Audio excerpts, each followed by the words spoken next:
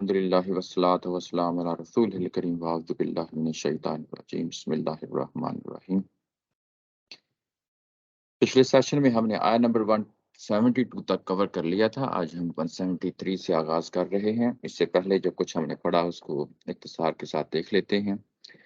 پیچھے ہم نے جو کچھ دیکھا وہ یہ تھا کہ یہ لوگ جو منافقین ہیں وہ اعتراضات کر رہے ہیں اور طرح طرح کے سوالات اٹھا رہے ہیں۔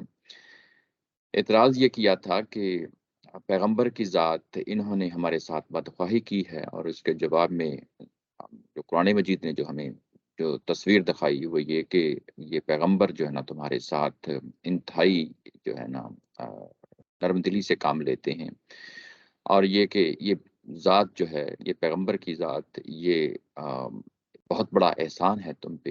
ان کے ذریعے سے تمہیں ایک نعمت ملی ہے جس کے ذریعے سے تمہیں تمہارا تزکیہ ہو رہا ہے، تمہیں کتاب و سنت ملی ہے۔ یہ باتیں ہیں جو پیچھے بیان کی گئی ہیں۔ اور اس کے بعد دوسرا جو بڑا اعتراض انہوں نے اٹھایا تھا وہ یہ کہ ہمیں جو ہے نا میدان احد میں لا کے قتل کر دیا گیا، ہمیں ہمارے اعزا اقربا کو مروا دیا گیا، اور اس کے جواب میں بڑی تفصیل کے ساتھ جو ہے نا یہ بتایا کہ یہ سب کچھ تمہارا اپنا کیا درا تھا، یہ تم سے غلطی ہوئی، اور اس کے بعد ایسا نہیں ہوتا کہ تمہیں جو ہے وہ ہم کسی آزمائش سے نہ گزارتے۔ یہ ہماری سنت کا حصہ ہے اور لازمی سنت کا حصہ ہے کہ اس کے بعد پھر ظاہر ہے کہ اس طرح کا امتحان ہوتا ہے جس میں دونوں فریقوں کو علیحدہ کرنا بڑا ضروری ہوتا ہے۔ اور اس کے بعد اس ساری آزمائش میں جو لوگ شہید ہو گئے، جو قتل ہو گئے اللہ کے راستے میں، وہ یقیناً اللہ کے ہاں بہت بڑا اجر پا رہے ہیں، اور بہت یعنی استبشار کا لفظ استعمال کیا ہے، یستبشرون، کہ وہ بشارتیں حاصل کر رہے ہیں، نہ صرف اپنے لیے بشارتیں حاصل کر رہے ہیں بلکہ آنے والے لوگوں کے لیے بھی جو پیچھے رہ گئے ہیں، اور وہ جو پیچھے رہ گئے ہیں وہ ظاہر ہے ان کے لیے بھی بہت بڑا اجر ہے اگر وہ واقعی اللہ تعالیٰ کی ذات پہ ایمان رکھتے ہیں، یقین رکھتے ہیں، توکل رکھتے ہیں، تو وہ بھی یقیناً اس طرح کا مقام پا لیں گے۔ یہ کہ جو خوشخبری ہمیں مل رہی ہے جنت کی، آگے ہمیں ہمارے سامنے ہے، ویسے ہی خوشخبری ان لوگوں کے لیے ہے۔ یہ بات ہے جو پیچھے بیان کی گئی ہے۔ اور اس کے بعد جب یہ کہا گیا تھا کہ لا یضیع اجر المؤمنین، یہ 171 میں، تو اس کے بعد جو اگلی آیت آتی ہے یہ دراصل 171 ہی کا جو ہے نا وہ تسلسل ہے۔ وہ تسلسل اس طرح کہ یہ جو اجر ہے، یہ جن کی یہ بشارتیں حاصل کر رہے ہیں، یہ ان لوگوں کے لیے خاص ہے۔ یہاں پہ بڑا اہم نقطہ ہو جاتا ہے کہ جو دنیا برزخ کی دنیا ہے اور اس میں لوگ بشارتیں حاصل کر رہے ہیں، اور ان کو اجر کی یہاں پہ بات یعنی سنائی جا رہی ہے، ان کو جو سنائی جا رہی ہے، اور یہ کہا جا رہا ہے کہ یہ جو اجر ہے خاص طور پہ ان مومنین کے لیے ہے جنہوں نے اللہ اور اللہ کی رسول کی پکار پہ جواب دیا ہے۔ یہ جو اللہ اور اللہ کی رسول پہ پکار کا جواب دیا ہے، یہ کون سی پکار ہے؟ یہ میدان احد کے بعد صورتحال کچھ یوں ہوئی کہ مشرکین مکہ میدان احد چھوڑ کے چلے گئے، گو کہ انہیں ایک جزوی طور پہ کامیابی حاصل ہوئی تھی، لیکن جو عمومی پروٹوکول ہوتا ہے جنگوں کا اس زمانے میں ہوا کرتا تھا وہ یہ کہ جس جگہ پہ جنگ ہوتی تھی اور اس جگہ پہ اگر ایک فریق فتح حاصل کرتا، دوسرے فریق کو شکست ہوتی، تو شکست جو حاصل کرنے والا فریق ہے وہ ظاہر میدان سے چلا جاتا، اور جو فاتح یعنی فوج ہوتی وہ وہاں پہ ڈیرا لگا لیتی کچھ دنوں کے لیے۔ وہ اس چیز کی علامت ہوتی تھی کہ کامیابی فتح جو ہے نا اس قوم کو حاصل ہو گئی ہے جو میدان جنگ میں ابھی تک بیٹھی ہوئی ہے۔ یہ عمومی ایک پروٹوکول تھا، اور یہ نہ صرف وہاں پہ جزیرہ نما عرب میں تھا، بلکہ یہ ایک عام یعنی یوں کہہ لیں کہ اس وقت کی حقیقت تھی، ایسے ہی ہوا کرتا تھا۔ لیکن جب یہ لوگ چلے گئے تو اس کے بعد ان کو آگے چل کے کچھ دور نہیں، زیادہ دور نہیں یعنی یہ پہنچے تھے، اور ان کو خیال آیا کہ یہ تو کام ہم نے جو کرنا تھا فتح کا وہ تو ہم نے کیا نہیں، ہمارے راستے میں مدینہ آتا تھا، ہم نے وہاں پہ ان کے سامان کو اٹھایا نہیں، ان کی خواتین وہاں پہ تھیں، ان کی مال مویشی وہاں تھے، ان کی مال و دولت وہاں پہ تھی، ہم راستے میں ظاہرہ جب آ رہے تھے تو یہ تو ہم ان کو وقتی طور پہ شکست دے دی تھی، لیکن کیا ہوا کہ ہم یعنی مدینہ کا رخ نہ کیا، اور بلکہ ہم نے وہاں سے دوڑنے کی کوشش کی، اور وہاں سے جب چلے آئے تو ان کو خیال آیا کہ نہیں یہ تو کام لگے ہاتھوں کر دینا چاہیے تھا، تو وہ وہاں دوبارہ اپنے آپ کو اکٹھا کرتے ہیں، دوبارہ یعنی اس پہ مشورہ کرتے ہیں۔ اس وقت میدان احد میں جو مشرکین مکہ کا جو لیڈر تھا اس وقت ابو سفیان، ظاہر ہے کہ ہم جانتے ہیں وہ یعنی اس کو لیڈ کر رہے تھے، تو وہاں پہ جب انہوں نے یہ فیصلہ کیا کہ ہمیں واپس مڑنا چاہیے، اور وہاں پھر انہوں نے جو ارد گرد کے قبائل تھے ان سے بھی رابطہ کیا، مدینہ کے منافقین تھے ان سے بھی رابطہ کیا، یہودیوں سے، یہ مدینہ کے یہودی تھے ان سے بھی رابطہ کیا، اور نئے سرے سے اپنے آپ کو اکٹھا کرنے کے لیے یہ کہ فوج اپنی اکٹھی کی جائے، اس کے بعد لڑنے کے لیے سامان اکٹھا کیا جائے، یہ سب کچھ وہ کر رہے تھے۔ یہ سیرت النبی کی کتابوں میں جو ہے نا ہمیں معلوم ہے، یہ بڑی تفصیل کے ساتھ یہ پورا واقعہ لکھا ہوا ہے۔ تو یہ وہ پکار ہے جس کے لیے ان کو پھر سے صحابہ اکرام کو پکارا جا رہا ہے کہ نکلو اللہ کے راستے میں۔ اور یہ کب کہا گیا؟ یہ کہا گیا کہ یہ اس کے فوری بعد، کوئی زیادہ ٹائم نہیں گزرا تھا، یہ کہا گیا کہ من بعد ما اصابهم القرح۔ تو یہ جو غزوہ احد کی صورت میں ان کو ایک وقت شکست ہوئی تھی، جو زخم لگا تھا، اس کے فوری بعد کا یہ واقعہ ہے، جیسا کہ قرآن مجید میں بھی یہاں پہ بیان کیا ہے، اور جس طریقے سے بیان کیا ہے کہ انہوں نے اللہ کی پکار کا جواب دیا ہے۔ للذین احسنوا منہم واتقوا اجر عظیم۔ تو یہ اسی اجر کا جو سلسلہ ہے وہ آگے بڑھ رہا ہے، اور یہ کہا گیا کہ یہ خاص طور پہ ان لوگوں کے لیے اجر ہے جو ظاہر ہے پچھلے دن جنہوں نے لڑائی لڑی اور پکار کا بھی جواب دیا۔ اب جنہوں نے پکار کا جواب دیا ہے وہ تو سینکڑوں میں لوگ ہو سکتے ہیں، اور ان لوگوں میں سے جو نکلے ہیں، ظاہر ہے مدینہ سے باہر نکلے ہیں، ایک نئی لڑائی کے لیے نکلے ہیں، ایک نئی جنگ کے لیے نکلے ہیں، تو ان میں سے بھی پھر جو ہے نا خاص لوگوں کو ٹارگٹ کیا ہے، للذین احسنوا منہم کہہ کے، کہ ان میں سے بھی جو لوگ ظاہر ہے جنہوں نے پکار کا جواب دیا ہے، پھر ان کو کیٹیگرائز کیا ہے کہ ان میں سے وہ لوگ جو لوگ ظاہر ہے کہ پچھلے دن جب احد کی لڑائی ہوئی تھی اور وہ وہاں پہ انہوں نے بڑی خوبی سے جو ہے نا اپنے یعنی کارنامے دکھائے تھے۔ احسن یعنی بالکل خوبی کے ساتھ یعنی کام کرنا، یعنی خوبی کے ساتھ اپنے کارنامے دکھائے تھے، واتقوا، اور اپنے یعنی یہ کہ اللہ تعالیٰ کی جو ہے نا تقوی اختیار کیے رکھا۔ یعنی یہ وہ لوگ ہیں جو نہ یعنی مال و دولت سمیٹنے میں لگے، نہ جو ہے نا بزدلی دکھائی، بلکہ یہ جس مقصد کے لیے میدان احد میں اترے تھے وہ شروع سے لے کے آخر تک اللہ اور اللہ کے رسول کے یعنی حکموں کی تابے داری کرتے رہے، اور یہ وہ لوگ ہیں ظاہر ہے کہ ان کے لیے ان کو لدا کیٹیگرائز کر کے یہاں پہ بیان کر دیا گیا ہے۔ اس کے بعد آگے کیا ہوتا ہے؟ آگے یہ ہوتا ہے کہ الذین قال لهم الناس، اور یہ وہ لوگ ہیں جن کو لوگوں نے کہا۔ اب یہ لوگ کون ہیں؟ الناس ظاہر ہے یہ منافقین ہیں۔ منافقین نے یعنی انہوں نے کہا، کیا کہا ہے کہ ان الناس قد جمعوا لکم، انہوں نے کہا کہ تمہارے خلاف دشمن نے ایک بہت بڑی طاقت جمع کر لی ہے۔ یہ پہلا الناس جو ہے یہ منافقین کے لیے ہے، اور دوسرا الناس یہاں مشرکین مکہ کے لیے ہے۔ موقع محل ہو تو یہاں دشمن کے لیے بھی معنی استعمال ہو جاتا ہے، تو یعنی یہ دوسرا الناس ہے، یہ دشمن کے معنوں میں استعمال ہوا ہے، کہ یہ ایک حقیقت ہے کہ دشمن نے قد جمعوا لکم، کہ تمہارے لیے ایک بہت بڑی طاقت جمع کر لی ہے۔ یعنی بہت بڑی طاقت جمع کر لی ہے یہ کہ 3000 تو وہ خود پہلے آئے تھے، پچھلے دن ہم نے دیکھ لیا تھا کہ 3000 تھے، اب انہوں نے مزید لوگوں سے رابطہ قائم کر کے، مزید یعنی ارد گرد کے قبائل سے، مدینہ کے اندر سے، مدینہ کے باہر سے، اور ارد گرد کی بستیوں سے یا کسی اور جگہ سے رابطے کر کے انہوں نے مزید جو ہے نا اپنے لیے کمک فراہم کر لی ہے، اور نہ صرف کر لی ہے، ظاہر ہے اس کے ساتھ ساتھ جمعو کا لفظ آیا ہے تو بہت بڑی طاقت، اس کے اندر اسلحہ بھی شامل ہوتا ہے، اس کے اندر افرادی قوت بھی شامل ہوتی ہے، یعنی یہ کہ تمہارے لیے انہوں نے بہت بڑی طاقت جمع کر لی ہے۔ فخشوہم، تو اب تمہیں کیا کرنا ہے؟ وہ مسلمانوں کے یعنی ناصح بن کے آ رہے ہیں، خیر خواہ بن کے آ رہے ہیں، کہ تمہیں اب جو ہے نا ان سے ڈرنا چاہیے۔ کن سے ڈرنا چاہیے؟ یہ کہ مشرکین مکہ سے ڈرنا چاہیے، وہ بہت بڑی طاقت بن کے سامنے آ رہے ہیں۔ تمہارے پاس کیا چیز ہے؟ تمہارے پاس کل کیا واقعہ ہوا ہے جس میں ظاہر ہے کہ 60-70 کے قریب لوگ جو ہے نا وہ مارے گئے ہیں، اور تم تو ویسے ہی گنے چنے لوگ ہو، اور تمہیں تو چاہیے کہ جو ہے نا ان سے ڈرنا چاہیے، خوف کھانا چاہیے، یہ نہ ہو کہ تم جو ہے نا وہاں جا کے یعنی اموات کا ڈھیر تمہارا لگ جائے، تمہیں اس چیز سے ڈرنا چاہیے۔ فزادہم ایمانا، تو اس کے جواب میں اب کیا ہوا ہے کہ جو لوگ نکلے ہیں جنہوں نے اللہ اور اللہ کے رسول کی پکار کا جواب دیا ہے، تو ان کا ایمان بڑھ گیا ہے، ان کا ایمان بڑھ گیا ہے۔ یہ بڑی اہم چیز ہے یہاں پہ کہ ان کا ایمان بڑھ گیا ہے۔ کس پہلو سے ایمان بڑھ گیا ہے؟ یہ کہ ایک طرف خوف ہے جو ان کو دلایا جا رہا ہے، کیونکہ ظاہر ہے ہم کنٹیکسٹ کے چیزوں کو سمجھ رہے ہوتے ہیں، تو خوف دلایا جا رہا ہے، تو خوف کے مقابلے میں کیا چیز ہے؟ خوف کے مقابلے میں اللہ کے وعدے ہیں، اللہ کی نصرت ہے، جو ان کو بتایا گیا ہے کہ تمہیں ہی کامیابی ملے گی، تمہیں ہی جو ہے نا وہ نصرت ملے گی، تمہیں ہی جو ہے نا فاتح ہوں گے۔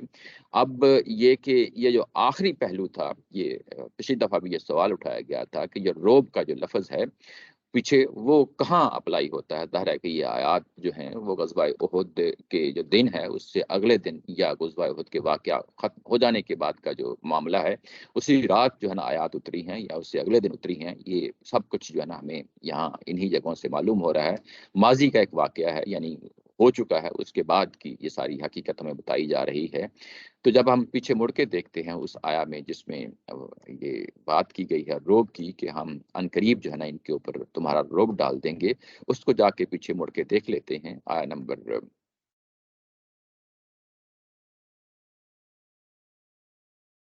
वो है, ये आया नंबर 151 है जिसमें सनुल्की फी कुलूबिल लज़ीना कफ़रुर रुअब बिमा अशरकू बिल्लाहि, हम अनकरीब ही उनके दिलों में रोब डाल देंगे। अब जबकि ये जो यानी अल्लाह के वादे जो हैं वो अपनी जगह पहले से मौजूद थे, वो तो ग़ज़वा उहुद से भी पहले से मौजूद थे। लेकिन ग़ज़वा उहुद के यानी हो चुकने के बाद फिर एक और वादा किया गया। तो ये कि उनका ईमान बढ़ गया, उनका ईमान किस चीज़ से बढ़ गया? ये कि उन्होंने उनके साथ जो भी वादे किए अल्लाह ताला की तरफ से, वो उन वादों पे यकीन बन गया, उन पे यकीन बन गया, उन पे तवक्कल आ गया, उन पे भरोसा आ गया। और ये तवक्कुल, ये यकीन अल्लाह के वादों के, यही उनका ईमान था। ये कि हमारे साथ जो वादे किए गए हैं वो यकीनन पूरे होके रहेंगे। जो काम हमने करना है वो हम कर देंगे। हमने ये करना है कि सब्र से काम लेना है और तकवा से काम लेना है। ये काम जो इंग्रेडिएंट है ये हम पूरे कर देंगे और उसके बाद अल्लाह के वादे जो है ना हमारे साथ लाज़मी है। ये जो हम कहते हैं अमूमी तौर पे उस्ताद मोहतरम ये लफ़्ज़ बोलते हैं कि जो सहाबा इकराम की जमात है उन्होंने अल्लाह को ज़मीन पे चलते-फिरते देखा। यानी ये कि रसूल की ज़ात है, रसूल की ज़ात के ज़रिए से मामलात ज़मीन पे तय हो रहे हैं। मामलात ज़मीन पे जो है ना वो ऐसे महसूस होता है कि जैसे अल्लाह का हाथ है, जो यहाँ पे हर जगह जो है ना उन्हें नज़र आ रहा है। तो ये वो चीज़ें हैं जो ज़ाहिर है कि यहाँ हमें कुरान मजीद से जो क्लू मिलते हैं, जो हमें चीज़ें पता चलती हैं, वो ये कि किस तरीके से उन्होंने अल्लाह को ज़मीन पे चलते-फिरते देखा है। तो वो यानी वो मामलात जो आयात की सूरत में नाज़िल होते थे, आज नाज़िल हुए, कल हमें पता चल गया, अच्छा ये तो यूँ था और यूँ था और वो काम होके रह गया।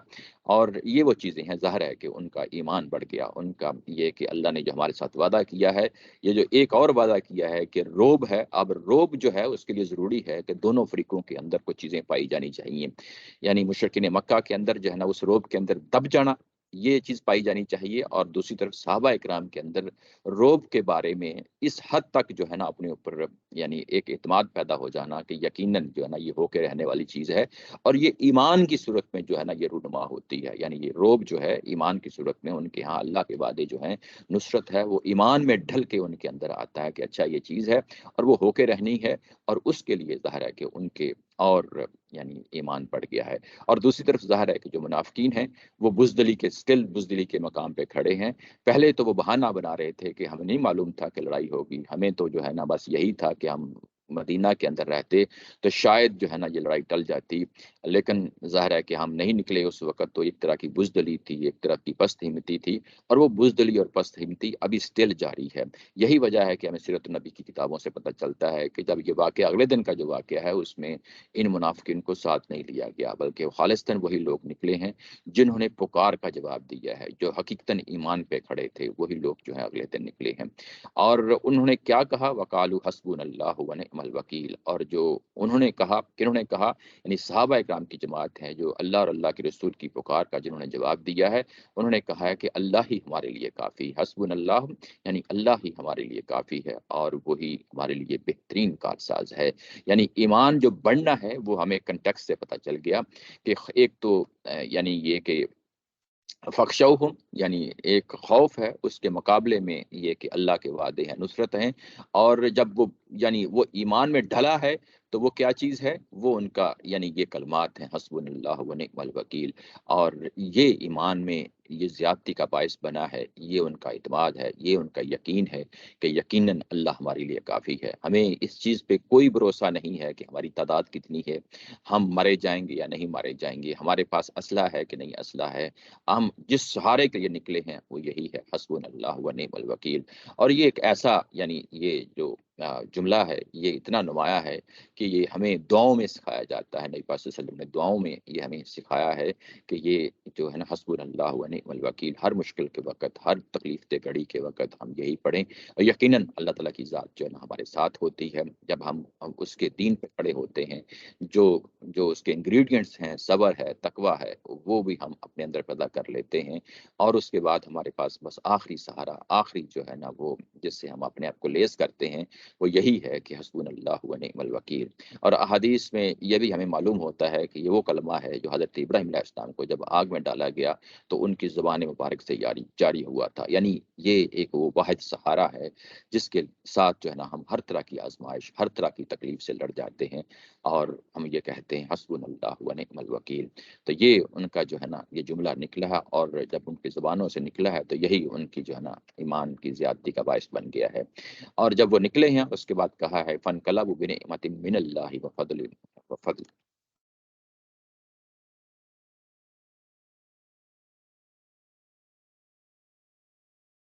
اور اس کے بعد فن کلب وہ لوٹے ہیں، یعنی وہ پہنچے ہیں، نکلے ہیں، اور وہاں سے کامیاب پھر لوٹے ہیں۔ یعنی کامیاب لوٹنے کا مطلب یہ ہے کہ وہ جب وہاں پہنچے ہیں اس جگہ پہ، جس جگہ یعنی قریب ہی اس علاقے میں، جس علاقے میں وہاں پہ مشرکین مکہ کی جو ہے نا فوج تھی، اور اس کے قریب ہی جا کے انہوں نے پڑاؤ ڈالا ہے، یعنی کچھ زیادہ دور نہیں تھا، قریب ہی پڑاؤ ڈالا ہے۔ اور جب مشرکین مکہ کو اس چیز کا پتہ چلا ہے کہ یہ لوگ آگے ہیں، اور ان کے ایمان میں ظاہر ہے کہ اضافہ ہو گیا ہے، ان کے ساتھ اللہ کھڑا ہے، اور ظاہر ہے یہ جو وعدے کیے گئے تھے کہ روپ ڈال دیا جائے گا، اور اس کے بعد ظاہر ہے کہ وہ مرعوب ہوئے ہیں اس چیز سے، اور وہ وہاں سے نکل گئے ہیں۔ جب وہ نکلے ہیں تو اس کے بعد مسلمان وہاں پہ پھر ٹھہرے ہیں۔ یہ کہ ایسا نہیں ہے کہ وہ فوری آگے ہیں، پھر وہاں پہ مسلمان ٹھہرے ہیں، جو وہاں کا جو اس وقت کا پروٹوکول تھا اس کے مطابق ٹھہرے ہیں۔ تو یعنی یہ اس چیز کی علامت بن گئی کہ اصل کامیابی تو مسلمانوں کی کامیابی تھی وہاں پہ۔ یہ کہ وہ دوسری، یعنی یہ کہ ایسا نہیں ہوا کہ کئی مہینوں کا وقفہ آ گیا ہے، ایک دن کا وقفہ آیا ہے، انہوں نے پڑاؤ ڈالا ہے، اس کے بعد مسلمان نکلے ہیں، اور مسلمان نکلے ہیں وہاں پہ، اور وہاں پہنچے ہیں۔ یہ روحا کا مقام ہے، جو آج بھی وہاں جاتے ہیں تو ان کو جگہ جو ہے وہ کون سی ہے اس کے، یعنی روحا ایک مدینہ سے کچھ زیادہ دور نہیں ہے، کچھ چند ہی یعنی میل کے فاصلے پہ یہ وہاں پہ ہوتا ہے۔ اور جب وہاں پہ انہوں نے پڑاؤ ڈالا اس کے بعد مسلمان پہنچے اور وہ نکل گئے، اور مسلمانوں نے وہاں پڑاؤ جاری رکھا۔ یہ اس چیز کی علامت بن گیا کہ یہ اصل میں فتح جس کی تھی، وہ جہاں پڑاؤ ڈالے رکھا، جنہوں نے وہاں پہ جو لوگ ٹھہر گئے، تو وہ ظاہر ہے کہ کامیاب، وہ کامران جو ہے نا وہ کہلائے فن قلبوا بنعمت من اللہ، تو اللہ کی نعمت کے ساتھ جو ہے نا وہ وہاں سے لوٹے۔ اب یہ اللہ کی نعمت کے ساتھ لوٹے اور فضل کے ساتھ لوٹے۔ اب اس کو ذرا کمپیئر کریں آیا نمبر 171 کے ساتھ۔ 171 میں اگر آپ دیکھیں تو پیچھے جو بات کہی گئی تھی یستبشرون بنعمت من اللہ وفضل، یعنی وہاں پہ وہ لوگ ہیں جو یعنی شہید ہو گئے ہیں اللہ کے راستے میں، اور وہ بشارتیں حاصل کر رہے ہیں، اور اللہ تعالیٰ کی ذات ان کو نعمت اور فضل کی بشارتیں دے رہی ہے۔ گو کہ ان کا نعمت اور فضل تو وہ ہے جو ان کو رزق مل رہا ہے، ان کی بشارتیں ہیں جو ان کو مل رہی ہے، لیکن جو دنیا کے اندر زندہ ہیں ان کو بھی یہاں پہ نعمت ملی ہے اور بشارت ملی ہے، وفضل یعنی فانقلبوا بنعمت من اللہ، ابھی زندہ ہیں، اور وہی الفاظ یہاں پہ استعمال ہوئے ہیں۔ اب یہ سوچنے کا مقام ہے، غور و فکر کرنے کا مقام ہے کہ وہ کس پہلو سے جو ہے نا وہ اللہ کے نعمت اور فضل میں لوٹے ہیں۔ یعنی یہ کہ ان کا ایمان بڑھ گیا، یہ کہ جو ہے نا اللہ کے جو وعدے ہیں ان پہ ان کا یقین بڑھ گیا، اور وہ ایسا ہی ہوا جیسا کہ ان کے ساتھ جو ہے نا وعدے میں ہوا۔ یعنی ایک وہ موڈ ہے جو اللہ تعالیٰ کی ذات ان کو دکھانا چاہتی ہے، اور ایک وہ موڈ ہے جس میں وہ انہوں نے خود آنا ہے، یعنی صبر کی صورت میں اور تقویٰ کی صورت میں۔ تو جب وہ صبر اور تقویٰ میں آ گئے اور اوپر سے اللہ تعالیٰ کی نصرت بھی آ گئی، تو یہ جو جو ایک طرح کی جو ہے نا جو سچویشن بنتی ہے، اس کے لیے نعمت کا لفظ استعمال کیا ہے، اور اس کے لیے فضل کا لفظ استعمال کیا ہے۔ گو کہ عام حالات میں بھی ہم مسلمان جو ہے نا وہ یہی چاہتے ہیں کہ ہمیں جنگوں سے پناہ مانگنی چاہیے، لیکن یہاں پہ یہ کہ جنگ نہ ہو، کوئی نقصان نہ ہو، جانی نقصان نہ ہو، مالی نقصان نہ ہو، اور اس کے بعد ہم اللہ کے حکموں کی پیروی بھی کرتے رہیں، تو یہ یقیناً ایک نعمت ہوتی ہے، ایک فضل ہوتا ہے، جس کا یہاں پہ حوالہ دیا گیا ہے۔ اور اس کے بعد کہا ہے کہ لم यमससहुम सू, और उन्हें कोई जो है ना गजंद नहीं पहुंची, कोई नुकसान नहीं पहुंचा। ये है जो पिछली बात के साथ मिलाकर बात कही जा रही है। पिछली बात क्या है कि अल्लाह की नेमत और उसका फजल लेके लौटे, और ये कि ये जो फजल और नेमत लेके लौटे हैं, इसमें ये है कि उन्हें कोई जानी नुकसान ना हुआ, कोई माली नुकसान ना हुआ। गोया कि ज़ाहिर है कि वो पूरी प्रोटेक्शन में यहाँ पे खड़े हैं। वत्तबअू रिदवान अल्लाहि, और उन्होंने अल्लाह की रिज़वान चाही है। अल्लाह की रिज़वान चाही है, यानी ये कि वो अल्लाह की खुशनुदी के तलबगार हुए हैं। ये जो रिज़वान का लफ़्ज़ आता है, ये इसका मतलब ये होता है कि अल्लाह ताला की ज़ात जो है ना उनसे खुश है, मुकम्मल तौर पे खुश है। कोई ऐसे पहलू नहीं है कि जिससे उनको कोई शिकायत की जा सके। वो हर लिहाज से जो है ना खुश है। रिज़वान का लफ़्ज़ उसके लिए आता है, खुशनुदी है। और इसका ज़ाहिर है बरह रास्त जो रिज़ल्ट होता है वो जन्नत होती है। यानी अल्लाह ताला की ज़ात भी जो है ना उसका फिर रिवार्ड में देती है। यही वजह है कि हम सहाबा इकराम के साथ, नामों के साथ रज़ी अल्लाह तआला अन्हुम जो है ना वो लफ़्ज़ इस्तेमाल करते हैं। तो वो यही पहलू होते हैं जो कुरान मजीद के अंदर हमें क्लू मिलते हैं कि वो यकीनी तौर पे उस पोज़ीशन में आ गए थे, जहाँ उनके लिए सरासर अल्लाह ताला की खुशनुदी थी। वल्लाहु ज़ू फ़ज़लिन अज़ीम, और बेशक अल्लाह ताला की ज़ात बड़ी अनायत करने वाली है। बड़ी अनायत करने वाली है कि जो उन्होंने कर दिखाया वो अल्लाह की नेमत उन पे हुई, अल्लाह का उन पे फ़ज़ल हुआ। वो अल्लाह और अल्लाह के रसूल की पुकार पे खड़े हो गए, और जो कुछ उन्होंने कर दिखाना था वो कर दिखाया, और उसके बाद अल्लाह की नुसरत में आ गए, अल्लाह की नेमत में आ गए, अल्लाह के रिज़वान में आ गए, और ये बहुत बड़ा फ़ज़ल है। इसको बहुत बड़ा फ़ज़ल करार दिया गया है इन आयात के अंदर। सहाबा इकराम के साथ ज़ाहिर है कि ये मामला ख़ुसूसी यानी होता है, और वो सहाबा क्यों सहाबा कहलाए हैं, इसलिए कि वो अल्लाह और अल्लाह के रसूल की पुकार पे खड़े हो जाते हैं। और मुनाफ़िकीन जो है ना वो क्यों जो है ना पीछे हट जाते हैं, वो इसलिए हट जाते हैं कि वो अल्लाह और अल्लाह के रसूल की पुकार को जो है ना वो तज़हीक़ का निशाना बनाते हैं, ठट्ठा करते हैं, मज़ाक करते हैं, उस पे एतराज़ करते हैं। ये चीज़ें होती हैं जिनको यहाँ पे ज़ाहिर है कि उस तरीके से बयान किया गया है। उसके बाद इन्नमा ज़ालिकुमुश शैतानु युख़व्विफ़ु औलियाहुम, ये कि ये शैतान ही था कि जिसने अपने इन जो है ना अ, साथियों का डरावा दे रहा था। औलिया यहाँ पे जमा की सूरत में आया है, यानी अपने साथियों का, अपने दोस्तों का डरावा दे रहा था। अब यहाँ पे शैतान कौन है? शैतान हम समझते हैं कि ज़ाहिर है कि जिन है, और ये इंसान भी होता है और जिन भी होता है। तो यहाँ पे शैतान कौन है? ये शैतान ज़ाहिर है कि जो पीछे डरा रहे हैं वही हैं। और ये डरा कौन रहे हैं? हमें मालूम है कि पीछे मुनाफ़िकीन है। ये पिछली जो आयत थी वो यही आयत थी ना जिसमें कहा गया था कि इन्नन नासा क़द जमअू लकुम फ़ख्शौहुम। तो ये यहाँ पे असलन है कौन है? ये इंसान है। जो इंसान यहाँ पे मुनाफ़िकीन हैं, उनकी बात यहाँ पे हो रही है। तो शैतान अब किस रूप में आता है? वो इन्हीं मुनाफ़िकीन के रूप में आता है। यानी कि ये जो मुनाफ़िकीन हैं, ये अब क्योंकि वो आलाकार बन जाते हैं शैतान का, और उसके बाद वो तमाम हरकतें करना शुरू कर देते हैं। ये शैतान चाहता है, यानी ये कि ये बुज़दिली दिखाते हैं, ये डर जाते हैं, ये दुनिया की मोहब्बत में गिरफ़्तार हो जाते हैं। तो ये जो कानून हिदायत व ज़लालत है, ये उसी का बयान है कि जब इंसान अपनी बागडोर यानी अपनी नफ़्सानी ख्वाहिशात के हवाले कर देता है, शैतान के हवाले कर देता है, तो गोया कि वो शैतान के हवाले कर दिया जाता है। ये वो चीज़ है जो जहाँ पे बयान की जा रही है। लेकिन असल हमें मालूम है कि ये डराने वाले यहाँ पे इस वक़्त मुनाफ़िकीन हैं। और यानी शैतान अपने दोस्तों के ज़रिए से डराता है। तो ज़ाहिर है कि यहाँ मुशरिकीन मक्का हैं, जो ज़ाहिर है कि उनके दोस्त हैं इस वक़्त। तो जो उनका गठजोड़ है उसको यहाँ पे एक शैतानी गठजोड़ कहा गया है। शैतानी प्रोपेगेंडा है जिसके ज़रिए से उन्होंने उसको मशीन को जो है ना प्रोपेगेंडा की मशीन को यहाँ पे उन्होंने एक्टिवेट किया है, और उसके बाद ज़ाहिर है कि हर तरफ खौफ व हरास फैलाने की कोशिश की है। तो ये जो खौफ व हरास फैलाने की कोशिश है जिनके ज़रिए से हो रही है, वो शैतानी कुव्वतें हैं, उनका ज़ाहिर है कि उस तरीके से यहाँ पे ज़िक्र किया जा रहा है। फला तख़ाफ़ूहुम, और उसके बाद कहा है कि तुम उनसे ना डरो, मत डरो, व ख़ाफ़ूनी, और मुझी से डरो, इन कुंतुम मुमिनीन, अगर तुम वाक़ई हकीकतन जो है ना वो मोमिन हो। यहाँ पे एक चीज़ है जो मैं आप लोगों के सामने, ये जो ख़ास तौर पे शैतान का डरावे की बात आ रही है, ये पहले भी ज़ाहिर है कि मुख्तलिफ़ तरीक़ों से इसको बयान किया गया है। मैं आपके सामने वो रखना चाहता हूँ, ये आया नंबर 149 है। यहाँ पे अगर आप देखें तो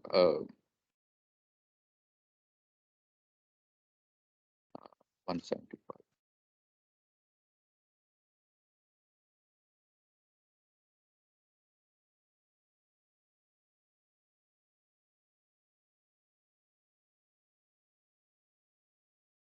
एक मिनट, 1 मिनट, 149, ये है, बताता हूँ।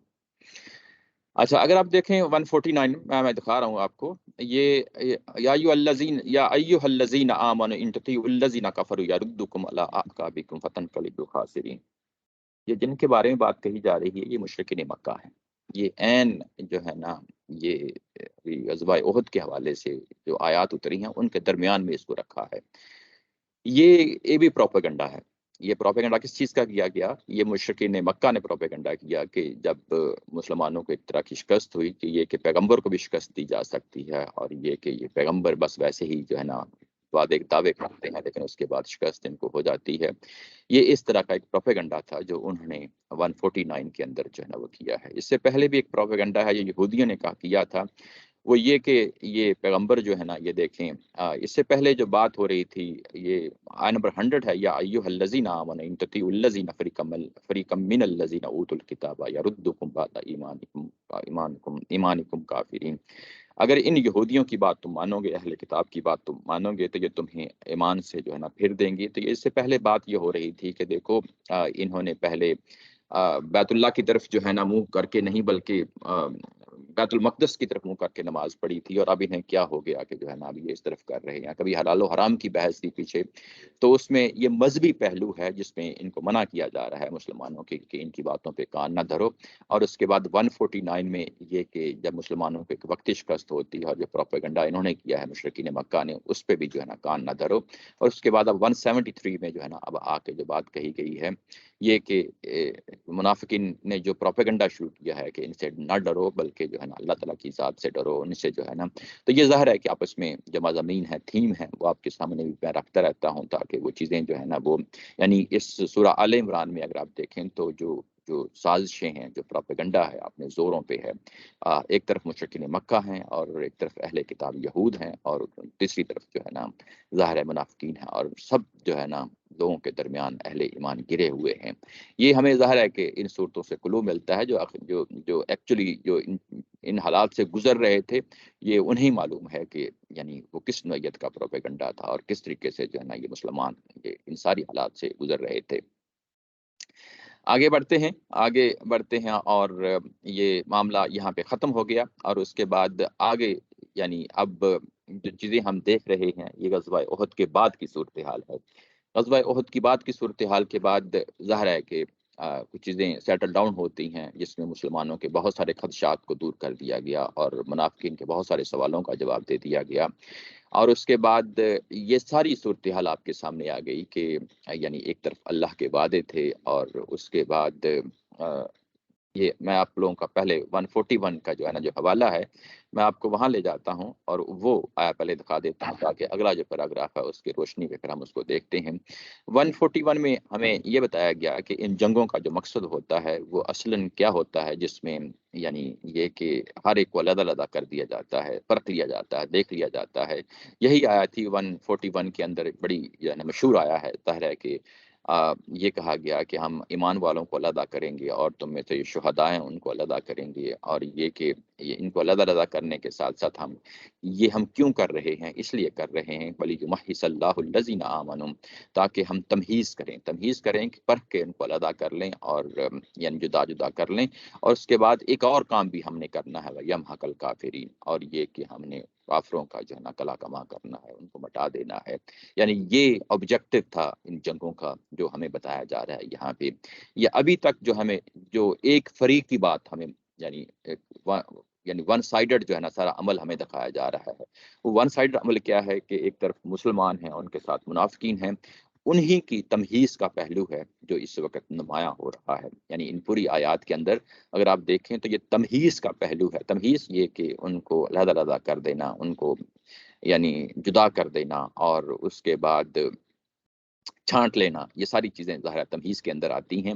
لیکن یہ دوسرا پہلو ہے کہ یمحق الکافرین، یہ پہلو جو ہے ہمیں یعنی قرآن مجید نے خود ابھی تک نہیں بتایا۔ یعنی عیسیٰ واقعی کے حوالے سے یہ جو واقعہ ابھی پیش ہو چکا ہے غزوہ احد میں، یمحق الکافرین کے بارے میں جو ہم موجودہ پیراگراف ہے وہاں ہم اس کو جا کے دیکھتے ہیں کہ یہ اب یہ کہ کیا ان کا واقعی کلا کلمہ ہو گیا ہے، یا ان کے ساتھ اللہ تعالیٰ کی کیا سنت ہے، یعنی وہ پہلو جو ہے اب اگلے پیراگراف میں اس کو نمایاں کرنا ہے۔ وَلَا يَحْزُنْكَ الَّذِينَ يُسَارِعُونَ فِي الْكُفْرِ، اور نبی پاک صلی اللہ علیہ وسلم کو اور صحابہ اکرام کو اس چیز کی جو ہے نا یہاں پہ ایک طرح کی ان کے تسلی دی جا رہی ہے کہ اے پیغمبر یہ لوگ کسی غم کا باعث نہ ہوں، یعنی یہ لوگ کون سے لوگ یسارعون فی الکفر، جو کفر کے میدان میں سرعت دکھا رہے ہیں، سرعت یعنی تیزی دکھا رہے ہیں، تیز گامی دکھا رہے ہیں، یا یہ کہ بڑے سرگرم ہیں کفر کے میدان میں۔ یہ جو لوگ اس وقت سرگرمی دکھا رہے ہیں، ان کا رویہ اس وقت تمہیں کسی غم کا باعث نہ بنے، ان کا رویہ کسی غم کا باعث نہ بنے، یعنی کس پہلو سے ان کا رویہ کسی غم کا باعث نہ بنے؟ یہ کہ ظاہر ہے ان کے بارے میں تو ہمیں یہی بتایا گیا تھا، یہی یعنی اس وقت جو صورتحال ہے کہ ہم ان کا کلا کما کریں گے، لیکن اب ہوا کیا ہے کہ ایک طرح کی جزوی شکست تو ہمیں ہوئی، اور یہ لوگ جو ہیں یہ اسی طریقے سے دنیا داری کے معاملے میں کھب گئے ہیں، اپنی عیش و عشرت میں کھب گئے ہیں، ایک نارمل زندگی گزار رہے ہیں، اور یعنی ہمیں جو ہے ظاہر ہے کہ آزمائش کے تمام پہلو ہمیں بتا دیے گئے، لیکن کفر کے پہلو سے جو ہے نا وہ جو ان کا معاملہ تھا، ان کو مٹا دینے کا معاملہ تھا، کیا اس کے بارے میں جو ہے نا ایک ذہنوں میں سوال ہوتا ہے، تو وہ جو سوال ہے اس کا جواب یہاں پہ دیا جا رہا ہے۔ اس کا پورے میں پہلے ترجمہ کر دیتا ہوں تاکہ اوورال آپ لوگوں کے سامنے پکچر رہے، اور اس کی پھر روشنی میں ظاہر ہے کہ ہم پوری اس کو دیکھ لیتے ہیں۔ انہم لن یضروا اللہ شیئا، یہ آپ کو ہرگز کوئی نقصان نہیں پہنچا سکیں گے۔ یرید اللہ، اللہ چاہتا ہے کہ اللہ یجعل لہم حظا فی الآخرہ، اللہ یہ چاہتا ہے کہ ان کا آخرت میں کوئی حصہ نہ ہو، کوئی نصیب نہ ہو، وَلَهُمْ عَذَابٌ عَظِيمٌ، ان کے لیے بہت بڑا عذاب ہے وہاں پہ جو ان کا انتظار کر رہا ہے۔ ان الذین اشتروا الکفر، حظ کہتے ہیں نصیب، حصہ یعنی شیئر، اس کو کہا جاتا ہے کہ آخرت میں جو ہے نا ان کا کوئی شیئر نہیں ہے، یعنی یہ کہ انہیں کوئی ریوارڈ نہیں ملنے والا، کوئی جنت نہیں ملنے والی، بلکہ ان کو کیا ملنے والا ہے؟ ان کو عذاب عظیم کا حصہ ملنے والا ہے۔ ان الذین اشتروا الکفر، اور وہ لوگ جو ظاہر ہے کفر کو جنہوں نے خرید لیا ہے ایمان کے بدلے میں، لن یضر اللہ شیئا، تو وہ یقیناً جو ہے نا اللہ کو کوئی نقصان نہیں پہنچا سکیں گے، ولہم عذاب علیم، ان کے لیے بڑا عذاب علیم ہے۔ ولا یحسبن الذین کفروا، اور جو لوگ جنہوں نے کفر کیا ہے وہ یہ گمان نہ کریں، انما نملی لہم، کہ ہم ان کو مہلت دے رہے ہیں، خیر لانفسہم، یہ گمان نہ کریں کہ یہ جو مہلت ہم دے رہے ہیں یہ ان کے لیے اچھا ہے۔ انما نبلی لہم، ہم ان کو مہلت دے رہے ہیں، لیزدادوا، تاکہ وہ زیادہ کر لیں، کس چیز کو زیادہ کر لیں؟ اسمن، اپنے گناہ کو زیادہ کر لیں، اپنے گناہوں کو زیادہ کر لیں، ولہم عذاب مہین، اور ان کے لیے عذاب مہین ہے۔ یہاں پہ جو اصل جو ہے ایک مہلت دی جا رہی ہے، اب یہ مہلت جو دی جا رہی ہے اس کے لیے لفظ نملی آیا ہے۔ نملی وہی لفظ ہے جس کو ہم املا کہتے ہیں۔ املا کے دو معنی ہوتے ہیں، املا کا ایک معنی ڈکٹیشن ہوتا ہے اور ایک معنی جو ہے مہلت دینا ہوتا ہے۔ جس کا معنی ڈکٹیشن ہوتا ہے یہ اردو زبان میں بھی آ گیا ہے، لیکن جو دوسرا معنی ہے مہلت دینا، یہ اردو زبان میں استعمال نہیں ہوتا۔ تو نملی کا ایک معنی ظاہر ہے یہاں پہ مہلت دینا ہے۔ مہلت دینا یعنی اب یہاں پہ ایک اور قانون کا حوالہ ہے اس پورے پیراگراف کے اندر، یعنی جس کو ہم قانون امحال کہتے ہیں یا قانون استدراج کہتے ہیں۔ یہ دونوں ٹیکنیکل ٹرمز ہیں، یہ قرآن مجید کی اپنی ٹرمز ہیں، جس طرح ہم تطہیر کا لفظ بولتے ہیں ایسے ہی ہم استدراج اور امحال کا لفظ بولتے ہیں۔ امحال یہ مہلت سے ہے، استدراج بھی وہی ہوتا ہے، یعنی گریجولی اس طرف لے کے جانا۔ استدراج کا مطلب ہوتا ہے سیڑھی بے سیڑھی، ایک سیڑھی کے جو ہوتے ہیں نا، یعنی سیڑھی کے جو ڈنڈے ہوتے ہیں اس کے اوپر چڑھتے چڑھتے آپ آگے بڑھتے چلے جاتے ہیں، تو اس کو استدراج کہا جاتا ہے۔ تو استدراج یا امحال یہ دونوں ایک ہی چیزیں ہیں، یعنی یہ قانون امحال ہوتا ہے۔ یہ کیا ہوتا ہے قانون امحال؟ ابھی تک ہم جو کچھ پڑھتے آ رہے ہیں یہ قانون تطہیر ہے، یعنی آزمائش کے اندر جو اللہ کی آزمائش ہے اس کے اندر تطہیر کا پہلو ہے، جس میں بھی ظاہر ہے کہ گریجولی یہ سارے معاملات آگے بڑھ رہے ہوتے ہیں۔ اور اسی قانون آزمائش کے اندر جو دوسرا فریق ہے، یعنی دوسرا فریق کون سا ہوتا ہے؟ وہ کفار کا ہوتا ہے۔ ان کے ساتھ کیا معاملہ ہوتا ہے؟ ان کو ساتھ امحال کا معاملہ ہوتا ہے، ان کو مہلت دی جاتی ہے۔ مہلت دینے کا کیا فائدہ ہوتا ہے؟ اس کے یعنی دو پہلو ہوتے ہیں۔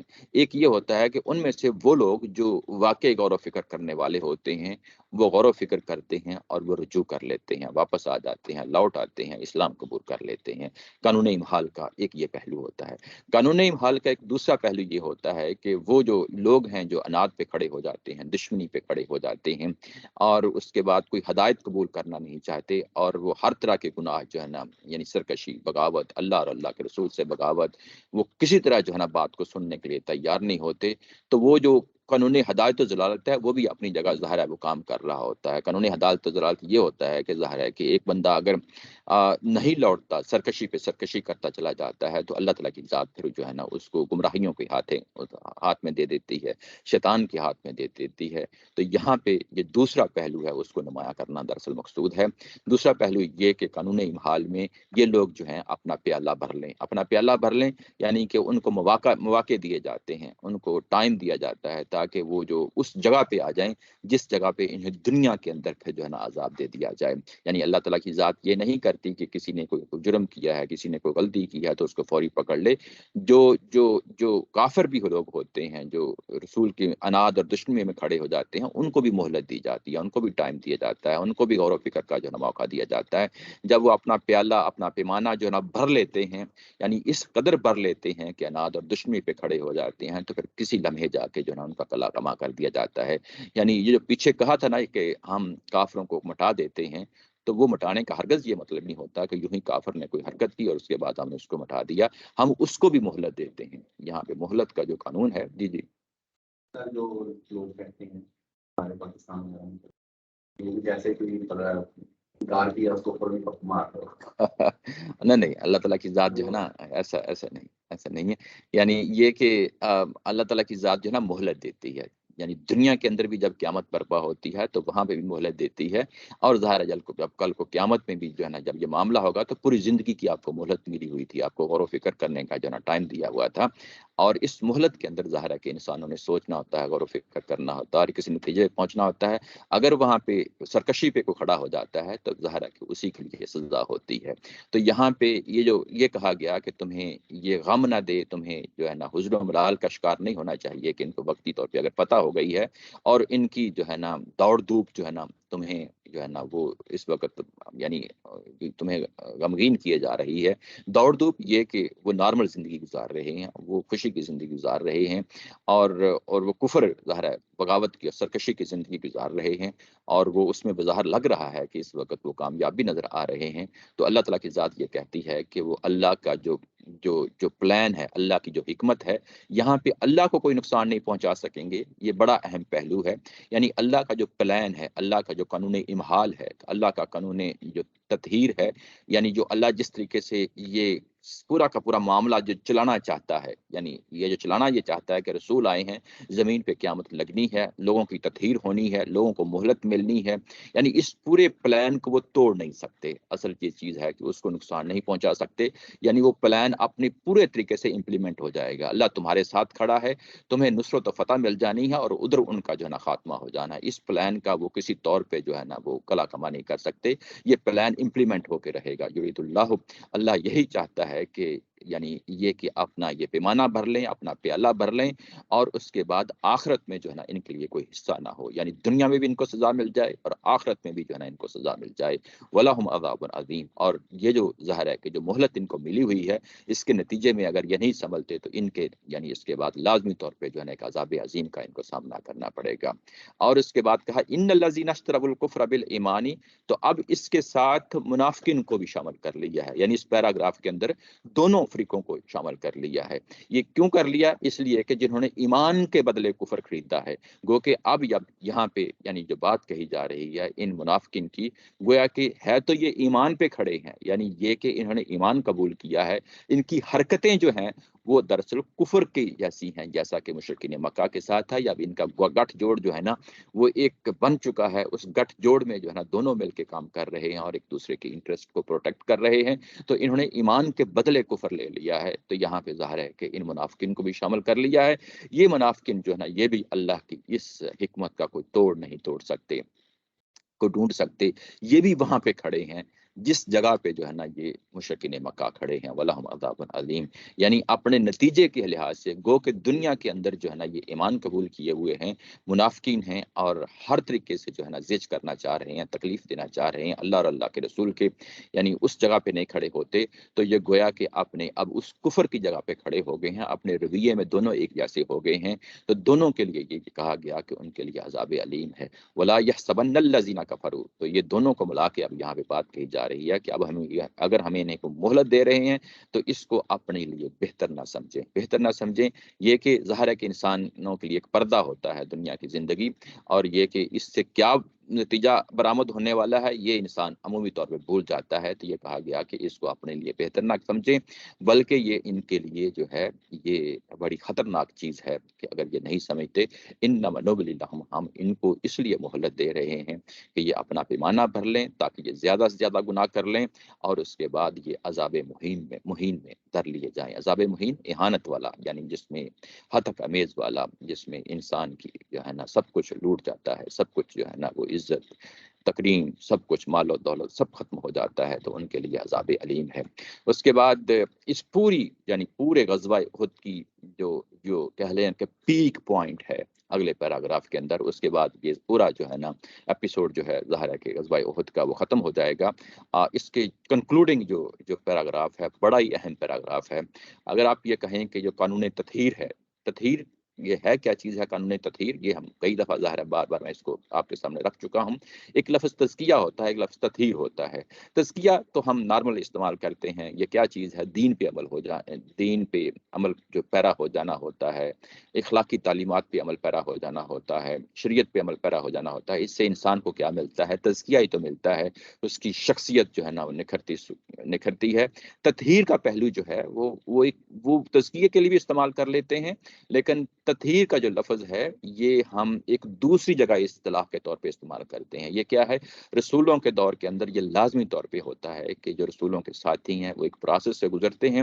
وہ پروسیس یہ ہے کہ وہاں پہ ان کے اندر کیٹیگرائزیشن ہوتی ہے، یہ کہ کون جو ہے سب سے آگے ہے، کون درمیان میں ہے، کون پیچھے ہے، کون اچھا مسلمان ہے، کون خالص مسلمان ہے، کون جو ہے وہ ہلکا مسلمان ہے، اور کون منافقت پہ کھڑا ہے۔ یہ ساری کیٹیگرائزیشن اسی دنیا کے اندر ہوتی ہے، اور یہ جو کیٹیگرائزیشن ہوتی ہے اس کو ہم تطہیر کہتے ہیں۔ تو تطہیر کے پہلو سے پورے قرآن مجید میں اگر آپ گزر جائیں تو وہ کون سی کور آیا ہے، وہ آیا جو ہے نا آپ کے سامنے ابھی آ رہی ہے۔ یعنی یوں کہیں کہ پورے قرآن مجید کے اندر کوئی ایک آدھ جگہ ایسی ہوتی ہے جو کور ہوتی ہے، اور اس کے بعد باقی پورے قرآن مجید کے اندر اس کی مثالیں بکھری ہوئی ہوتی ہیں۔ یہ وہ کور آیا ہے جو ابھی آپ کے سامنے آ رہی ہے، اور اس کو ہم پڑھتے ہیں، اس کو دیکھتے ہیں کیا ہے۔ ما کان اللہ لیذر المؤمنین علی ما انتم علیہ حتی یمیز الخبیث من الطیب۔ ہاں، یہ بات کہی گئی کہ یہ اللہ کا طریقہ نہیں ہے۔ ما کان اللہ لیذر المؤمنین، یعنی یہ اصل میں جو کس پہلو کو یہاں اگر آپ نیچے کنیکٹر دیکھیں تو جو کنیکٹر لایا گیا ہے کہ اس جنگ کے موقع پر جو آزمائش پیش آئی ہے یہ اس کو نہیں سمجھ رہے، یعنی یہ کہ ان کو ہر طریقے سے سمجھانے کی کوشش کی گئی ہے، نہیں سمجھ رہے۔ تو اب جو ہے آخری جو الفاظ ہیں ایک اصولی بات کے طور پہ یہاں پہ سامنے رکھے جا رہے ہیں۔ انہیں بتاؤ کہ اللہ یہ نہیں کر سکتا کہ ناپاک کو پاک سے علیحدہ کیے بغیر مسلمانوں کو اسی طرح چھوڑ دے جس طرح تم تھے۔ یہ ہے نیچے ترجمہ کیا گیا۔ اب لفظی ترجمہ کہ ما کان اللہ، یہ اللہ کے لیے جو ہے نا یہ اللہ کا طریقہ نہیں رہا ہے کہ لیذر المؤمنین، کہ وہ چھوڑ دے۔ یذر کا مطلب چھوڑ دینا ہوتا ہے کہ وہ مومنین کو چھوڑ دے، علی ما انتم علیہ، جس پہ تم تھے، یعنی کہ جو تمہاری حالت ہوتی ہے، زمینی حالت ہوتی ہے، اس میں کچھ مسلمان آگے ہوتے ہیں اپنے ایمان میں، کچھ پیچھے ہوتے ہیں، درمیانی حالت ہوتی ہے، منافقت کی جگہ پہ کھڑے ہوتے ہیں۔ تو اللہ تعالیٰ کی ذات یہ کہتی ہے کہ یہ میرا طریقہ نہیں ہے کہ میں تم جس حالت پہ ہو اس کو تم کو وہیں پہ چھوڑ کے بس کہوں کہ بس ٹھیک ہے، سب کچھ جو ہے نا ٹھیک ہے۔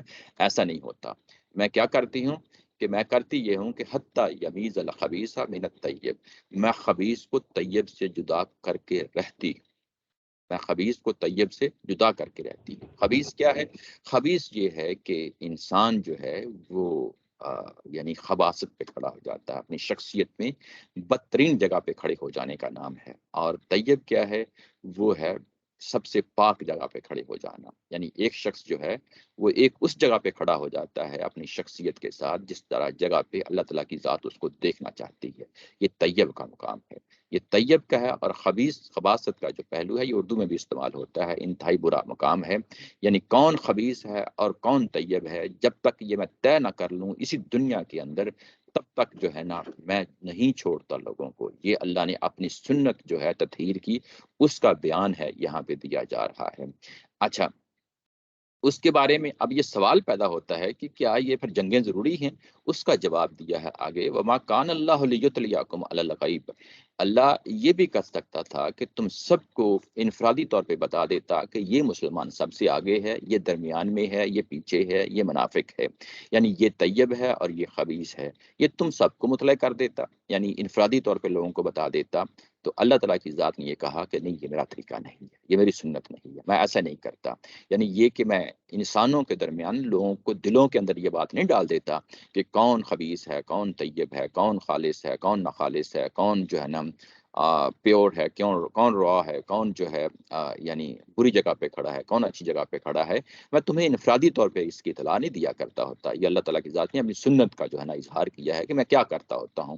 اس کے لیے پھر آگے کہا ہے کہ جو میرا دوسرا طریقہ ہے، ایک طریقہ تو ابھی بتایا کہ میں لوگوں کو انفرادی طور پہ بتا دوں کہ کون منافق ہے اور کون جو ہے نا صحیح مسلمان ہے، میں ایسا نہیں کرتا۔ یہ اللہ تعالیٰ کی ذات نے یہاں پہ اس کو نگیٹ کیا ہے، اور جو کرتا ہے اس کے لیے کہا ہے کہ وَلَكِنَّ اللَّهَ يَجْتَبِي مِن رُسُلِهِ، اور یہ کہ میں کیا کرتا ہوں، میں یہ کرتا ہوں کہ میں پہلے رسولوں میں سے ایک رسول کو انتخاب کرتا ہوں، ولیکن اللہ یجتبی من رسولہ، میں رسولوں میں سے ایک رسول کا انتخاب کرتا ہوں۔ یہاں پہ رسول کا لفظ لایا گیا ہے، یعنی یہ جو رسول کا لفظ لایا گیا ہے اس کا مطلب یہ ہے کہ یہ سنت پھر تمام رسولوں کے ساتھ خاص ہے، یہ صرف اس وقت کے رسول کے ساتھ خاص نہیں ہے کہ میں رسولوں میں سے ایک رسول کو جو ہے نا میں چنتا ہوں۔ اب ظاہر ہے کہ بے شمار رسول آئے ہیں اور یہ سنت تمام رسولوں کے ساتھ ظاہر ہے یہ ان کے ساتھ جاری ساری رہی ہے، اور میں یشاء، یعنی یہ میرا انتخاب ہوتا ہے کہ میں نے کس قوم میں کس جگہ پہ کس رسول کا جو ہے نا انتخاب کرنا ہے، اس کا میں انتخاب کرتا ہوں۔ اور اس کے بعد جو ہے نا یعنی ایک حذف ہے یہاں پہ، وہ حذف یہ ہے کہ پھر اس کے بعد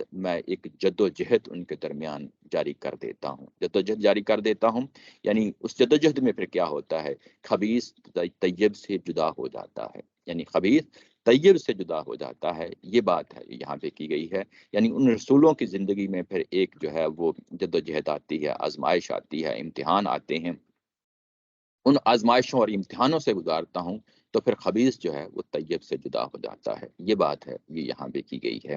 اور ظاہر ہے یہ اللہ کے رسول ہیں جو آپ کے سامنے ہیں، تو یہاں پہ جو آپ کا معاملہ کیا گیا ہے یہ اسی سنت کا اظہار ہے کہ تم میں سے جو خبیث ہیں اور جو تم میں سے طیب ہیں ان کو جدا جدا کر دیا جائے، تاکہ جو کام ہم نے کل قیامت والے دن کرنا ہے وہ کام ہم اس دنیا میں کر کے دکھائیں کہ یہ دیکھیں کہ یہ جو ہے نا خبیث ہے اور یہ طیب ہے۔ اور اس کے بعد کہا گیا کہ فآمنوا باللہ ورسولہ، اور اس کے بعد کہا ہے کہ میری اس حکمت کو سمجھو، میری اس یعنی قانون تطہیر کو سمجھو، اور یہاں پہ جو ظاہر ہے کہ اللہ پہ ایمان لاؤ اور اللہ کے رسول پہ ایمان لاؤ، یہ کس پہلو سے بات کہی گئی ہے؟ اسی پہلو سے بات کہی گئی ہے کہ ظاہر ہے کہ یہ حکمت اللہ کی جو سنت ہے اس کا اظہار تمہارے درمیان ہونا ہے، تمہارے درمیان آزمائشیں آنی ہیں، تمہارے درمیان جو ہے نا یہ سب کچھ معاملات ہونے ہیں، یعنی امتحان ہونے ہیں، تو اللہ پہ ایمان لاؤ، یعنی اس حکمت پہ جو آپ کے سامنے پیش کی جا رہی ہے اس کو سمجھنے کی کوشش کرو، اور اس کی سمجھنے کی کوشش کرو، اور اللہ کی اس حکمت پہ بھی ایمان لاؤ اور اس کے رسولوں پہ ایمان لاؤ۔ یہ رسول ہی پھر جمع کی صورت میں آ گیا ہے، یعنی کہ جو اللہ کی جو سنت کا جو اظہار ہوتا ہے اس طریقے سے قانون تطہیر کے ذریعے سے ہوتا ہے، اس پہ ایمان لاؤ، اور اس ایمان لانے کے ساتھ ظاہر ہے کیا مطلب ہے اس کا کہ جو تمہیں احکامات دیے جا رہے ہیں اس پہ تم جو ہے نا جم جاؤ، جو تم سے وعدے کیے جا رہے ہیں اس پہ توکل کرو، اس پہ ایمان لاؤ، اور اس کے بعد اگر یہ تم کام کر لیتے ہو وَإِن تُؤْمِنُوا، اگر تم جو ہے نا ایمان لے آتے ہو وَتَتَّقُوا، اور اس کے بعد واقعی اس جگہ پہ کھڑے ہو جاتے ہو جہاں پہ اللہ کی آیات اتر رہی ہیں اور اس کے سامنے تم سرنڈر کرتے ہو اور کوئی ایسی خلاف ورزی نہیں کرتے اللہ کے احکامات کی، تو پھر اس کے بعد کیا ہوگا، فَلَكُمْ أَجْرٌ عَظِيمٌ، تو واقعی تمہارے لیے پھر جو ہے نا بہت بڑا ریوارڈ ہے، بہت بڑا ریوارڈ ہے، وہ دنیا کے اندر بھی تمہیں ملے گا اور آخرت میں بھی ظاہر ہے کہ تمہیں ملے گا۔ یہ باتیں ہیں یہ یہاں پہ کی جا رہی ہیں۔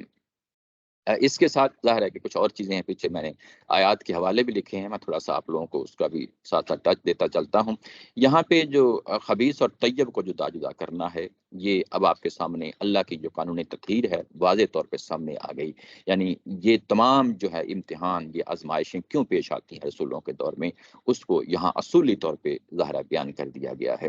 اب یہ بیان کر دیا گیا تو ہم کچھ پیچھے کچھ چیزیں ہیں ان کو بھی ظاہر ساتھ لے کے چل رہے ہوتے ہیں، تو یہ آیا نمبر 55 ہے، اس میں جا کے ہم اس کو دیکھتے ہیں کہ یہ کیا ہے۔ یہ اگر ہم دیکھیں یہاں پہ تو یہ حضرت عیسیٰ علیہ السلام کا جو ہے نا یہاں پہ یعنی وہ واقعہ ہے جس میں یہ کہا گیا ہے، کیا کہا گیا ہے، یہ کہا گیا ہے کہ اذ قال اللہ یا عیسیٰ انی متوفیک ورافیک الیہ ومطہرک من الذین کفروا، یہاں پہ مطہرک کا لفظ جو آیا ہے من الذین کفروا، یہ عمومی طور پہ آپ تفسیروں میں دیکھیں گے تو یہاں بڑی ورائٹی ہوتی ہے کہ یہ ان کی تطہیر کیسے کی گئی، ان کی تطہیر کیسے کی گئی۔ تو اب ہمارے سامنے قانون تطہیر آ گیا ہے، اب آپ کو واضح ہو گیا ہے کہ یہ اللہ کے رسول کی بھی تطہیر کی جاتی ہے اس پورے پروسیس کے درمیان، اللہ کے رسول کے ساتھیوں کی بھی تطہیر کی جاتی ہے۔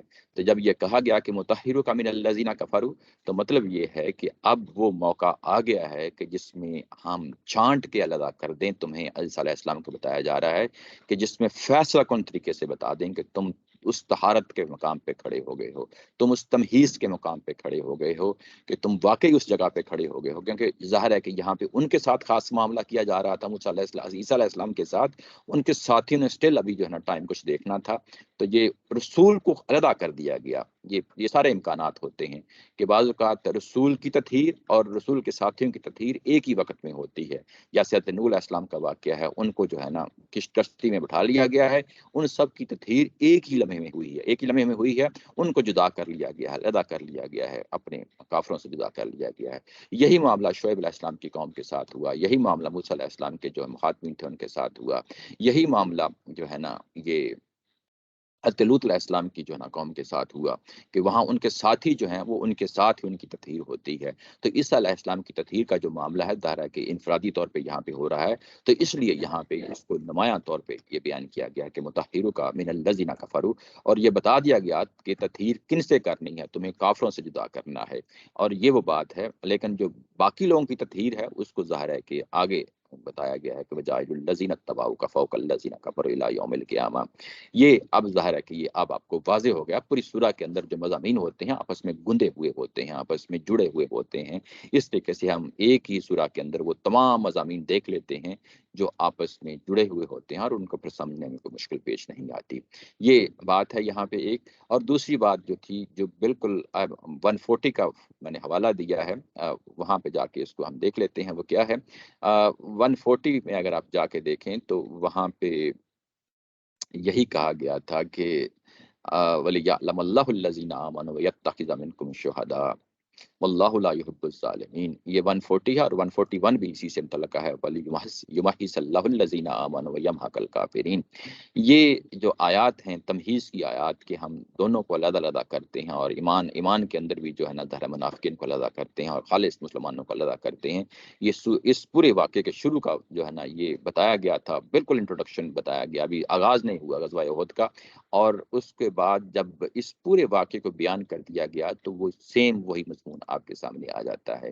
تو یہ بھی جو ہے نا قرآن مجید کا اسلوب آپ کے سامنے رہنا چاہیے کہ جو بات شروع میں بیان کی ہوتی ہے وہی بات جو ہے وہ آخر میں جا کے اس کو ایک دوسرے رنگ میں جو ہے نا اس کو بیان کر دیا جاتا ہے۔ اس طریقے سے یہ پورا غزوہ احد کا جو واقعہ ہے آپ لوگوں کے سامنے جو ہے نا وہ آ گیا ہے۔ یہاں تک کوئی سوال ہو تو اس کو دیکھ لیتے ہیں، آگے جو ہے وہ ظاہر ہے کہ اسٹل کوئی اور چیزیں ہیں، لیکن ابھی جو غزوہ احد کی پوری تفصیل تھی وہ آیت نمبر 179 پہ آ کے جو ہے نا کنکلوڈ کر دی گئی ہے۔ جی جی اس میں جو اونچی بات ذرا۔ جی جی اس کی تفصیل تو کافی زیادہ آ گئی۔ جی جی وہ جو وَيَمْحَقَ الْكَافِرِينَ ہے، جی جی اس سے تو ایسا لگ رہا تھا کہ وہ جنگ احد میں ان کو شکست ہونی ہے، تو یہاں جو آپ نے اس آیت میں تفصیل بتائی مہلت والی، کافرین کی جی جی مہلت والی، جی جی وہ تو عذاب علیم اور عذاب، وہ تو آخرت کا لگ رہا ہے۔ جی دیکھو وہاں پہ جو بات کہی گئی تھی، میں پھر آپ کو وہاں پہ لے جاتا ہوں، جس میں یہ کہا گیا ہے کہ ہم یہ جو پورا معاملہ ہے وہ ہے کہ یمسس، یہ اصل پوری آیا دیکھیں نا کہ وہ پوری آپ کو بتا دیتی ہے کہ اگر تمہیں جو ہے نا کوئی اس وقت وقتی طور پہ کوئی کرہ جو لفظ آیا ہے تمہیں آیت نمبر 140 کے اندر، تو دوسری قوم کو بھی جو ہے نا اس سے پہلے یہ معاملہ ہو چکا ہے، یہ لوگوں کے درمیان ہم جو ہے نا یعنی دنوں کا جو ہے نا پھر کرتے رہتے ہیں۔ یہ ہم کیوں کرتے ہیں؟ اس لیے کرتے ہیں کہ یہ دیکھیں کہ وہ جو ایمان والے لوگ ہیں، خالص لوگ ہیں، ان کو جدا کر دیں، اور پھر اس کے بعد تم میں سے جو ہے نا کون خالص لوگ ہیں جن کو ہم نے شہید بنانا ہے، وہ بھی جو ہے نا ہم کو جدا کر لیتے ہیں۔ اس کا ہرگز یہ مطلب نہیں ہے کہ اللہ اب ظالمین کے ساتھ کھڑا ہو گیا ہے، یعنی یہ پروسیس کو ون ٹائم نہیں ہے، یہ چلنے والا پروسیس ہے، یہ کئی سالوں پہ محیط پروسیس ہے، اس کی بات کی جا رہی ہے۔ اور اس پورے معاملے میں کیا ہم نے نتیجہ نکالنا ہے، وہ یہ ہے ولی یمحص اللہ الذین آمنوا، تم میں سے تمہیز کر کے ان کو علیحدہ کر دے۔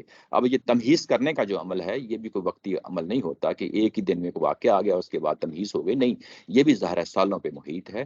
وَيَمْحَقَ الْكَافِرِينَ، اور یہ بھی سنت ہی کا بیان ہے کہ کافروں کو ہم نے خاتمہ کرنا ہے۔ یہ بھی کوئی ایک دفعہ کا معاملہ نہیں ہے کہ ایک دفعہ کسی نے کوئی حرکت کی اور اس کے بعد فوری طور پہ ہم نے کافر کو ختم کر دیا، یہ بھی ایک مسلسل عمل ہے۔ یہ اس عمل کو جو ہے نا آ کے 176 میں 179 میں آ کے پھر جو ہے نا اسی کو دہرایا ہے کہ یہ معاملہ خبیث کو طیب سے جدا کرنے کا ہے، یہ اللہ کی سنت ہے، یہ ٹائم لگتا ہے۔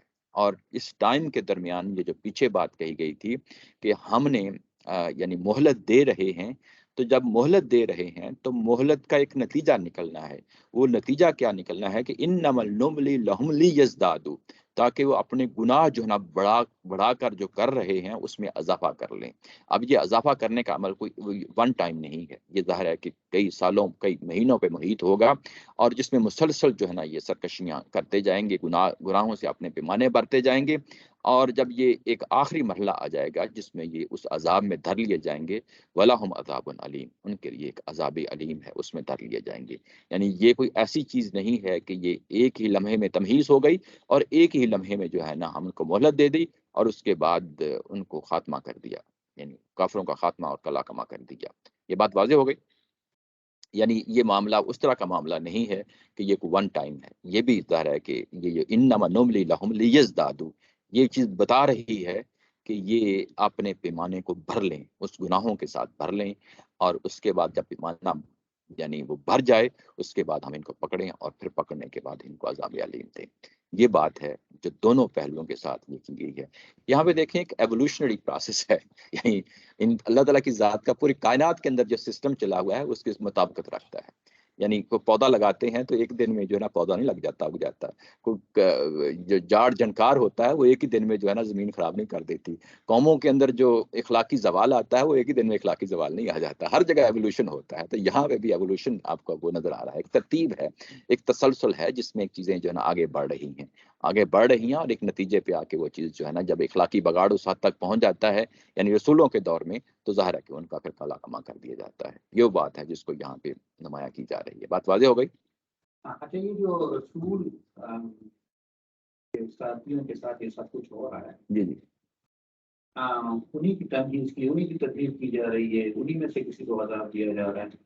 یہ تمہیز کا جو لفظ ہے یہ رسول کے ساتھیوں کے لیے استعمال ہو رہا ہے، یعنی منافقین سے لے کے خالص ساتھی تک، رسول بھی اس کے اندر شامل ہیں، ظاہر ہے۔ مخاطبین، جی جی، انہی کے ساتھ یہ سارا پروسیس، تمہیز ان کے ساتھ ہو رہا ہے۔ یمحق یہ لفظ ہے وہ مخالف کے لیے ہے، لیکن ان کے لیے جو ہے نا تمہیز کا لفظ استعمال ہی، اور ان کے لیے مہلت کا لفظ استعمال ہو رہا ہے۔ ٹھیک ہے، تمیز کے اندر شامل ہے، یعنی آپ کہنے تو کہہ لیں، لیکن اللہ تعالیٰ کی ذات نے جو ہے ان کو جدا اس رکھا کے ہے، لیے یعنی تاکہ چیزیں مکس اپ نہ ہو جائیں۔ ایسا لگتا ہے کہ یہ سارا کچھ انہی کے ساتھ خاص ہے، جی انہیں کے ساتھ خاص ہے۔ کیونکہ یہ جو آخری بات جو 179 میں کہی گئی ہے، اگر آپ اس کو سامنے رکھ کے دیکھیں تو یہ تو واضح طور پہ بتا دیتی ہے۔ یہ جب کہا گیا ہے کہ میں انفرادی طور پہ لوگوں کو نہیں بتا سکتا، یہ میری سنت نہیں رہی، میں کیا کرتا ہوتا ہوں، وَلَكِنَّ اللَّهَ يَجْتَبِي مِن رُسُلِهِ، پہلے میں اپنے رسولوں میں سے کسی ایک رسول کا انتخاب کرتا ہوں، پھر اس کے بعد جدوجہد شروع ہوتی ہے، اس جدوجہد میں پھر میں دیکھتا ہوں خبیث کون ہے اور طیب کون ہے۔ تو یہ رسول ہی کا لفظ کہہ دیا کہ یہ پورا کا پورا جو تمہیز کا عمل ہے اور جو کفار کے خاتمے کا عمل ہے، یہ رسولوں کے ساتھ جو زمین کے اوپر معاملہ ہوتا ہے یہ معاملہ انہی کے ساتھ ہے۔ باقی لوگوں کے ساتھ جس طرح ہم اور آپ لوگ ہیں، یہ قیامت والے دن ہونا ہے۔ یہ مختلف جگہوں پہ قرآن مجید نے اس چیز کو موضوع بنایا ہے، لیکن یہاں پہ جو موضوع بنایا ہے کہ رسول کے ساتھیوں کے ساتھ یہ سب کچھ کیوں ہو رہا ہے، تو یہ وہ پہلو ہے جس میں یہاں پہ نمایاں کیا جا رہا ہے۔ یہ جب یہ کنکلوڈنگ جو ریمارکس پیش کیے ہیں قرآن مجید نے، یہ بڑے امپورٹنٹ ہیں کہ وَلَكِنَّ اللَّهَ يَجْتَبِي مِن رُسُلِهِ، کہ اللہ اپنے رسولوں میں سے کسی ایک رسول کا خاص انتخاب کر لیتا ہے، اس کے بعد پھر جب جدوجہد شروع ہوتی ہے تو اس میں خبیث اور طیب کو جدا جدا کیا جاتا ہے۔ تو یعنی یہ تطہیر کا پہلو صرف رسول اور رسول کے ساتھیوں کے ساتھ خاص ہے، اس کو ہم جنرلائز نہیں کر سکتے۔ یعنی جب اللہ تعالیٰ کی ذات نے خود بتا دیا ہے تو پھر ہم کون ہوتے ہیں کہ اس کو جنرلائز کرنے والے؟ اس کا مطلب یہ ہے کہ اگر ہم جنرلائز کر دیں تو پھر میری اور آپ کی تمہیز تو دنیا کے اندر ہو رہی ہے، کس کی ہو رہی ہے؟ ہمیں کوئی بتانے والا نہیں. یہاں تو اللہ تعالیٰ کی ذات بتا رہی ہے کہ یہ کام میں نہیں کرتا کہ تمہیں بتا دوں. یعنی تم خود فیصلہ کر لو کہ کون منافق ہے، کون اچھا اور سچا مسلمان ہے. یہ میں نہیں کرتا، یہ اللہ تعالیٰ کی ذات نے بتا دیا. پھر رسول کی ذات آتی ہے، وہ آ کے جو ہے نا ظاہر ہے کہ ان کے ساتھ معاملہ ہوتا ہے سر جد و جہد کا، اور اس جد و جہد میں سے جو ہے نا ظاہر ہے کہ تمہارے ساتھ جو امتحان اور آزمائشیں گزر رہی ہیں، تو یہ غزوہ احد ان آزمائشوں اور امتحانوں میں سے ایک ہے جو رسولوں کے دور میں ہوتی ہے. یہ بات ہے یہاں پہ کہی گئی ہے.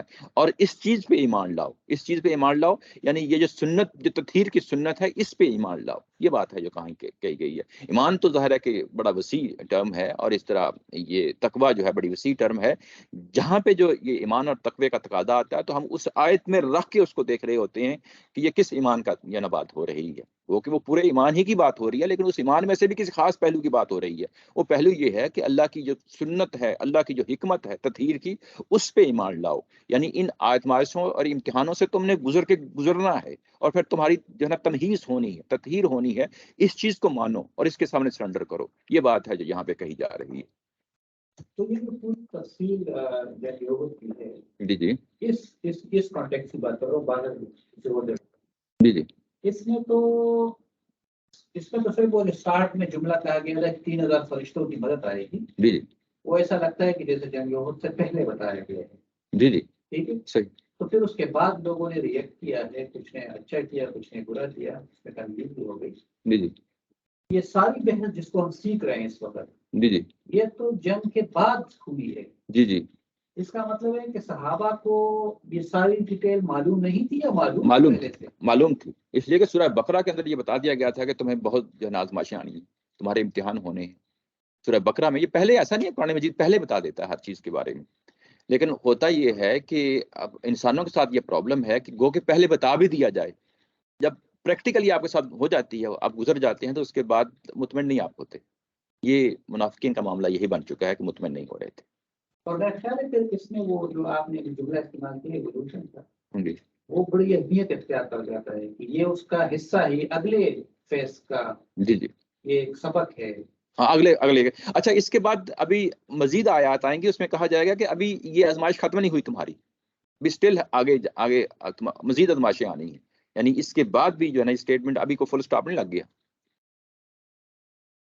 اچھا، یہ جو یہاں لفظ استعمال کیا عربی کا ولا يحسبن الذين كفروا، جی جی اس میں انما نملی لهم نکال کے تو یہ خیر الانفسهم اس کے ساتھ ہے، جو جملے کو سمجھنے کی کوشش کرتا ہوں. جی جی یہ ان کے ساتھ ہے. یہ دیکھیں، یہ جو کہا نا ولا يحسبن الذين كفروا انما نملی لهم، یہ اس کے ساتھ متعلقہ نہیں ہوتا. تم گمان نہ کرو، یہ اصل میں ولا يحسبن الذين كفروا لهم خير لانفسهم، خیر لانفسهم کے ساتھ. وہ اپنے لیے اچھا سمجھے.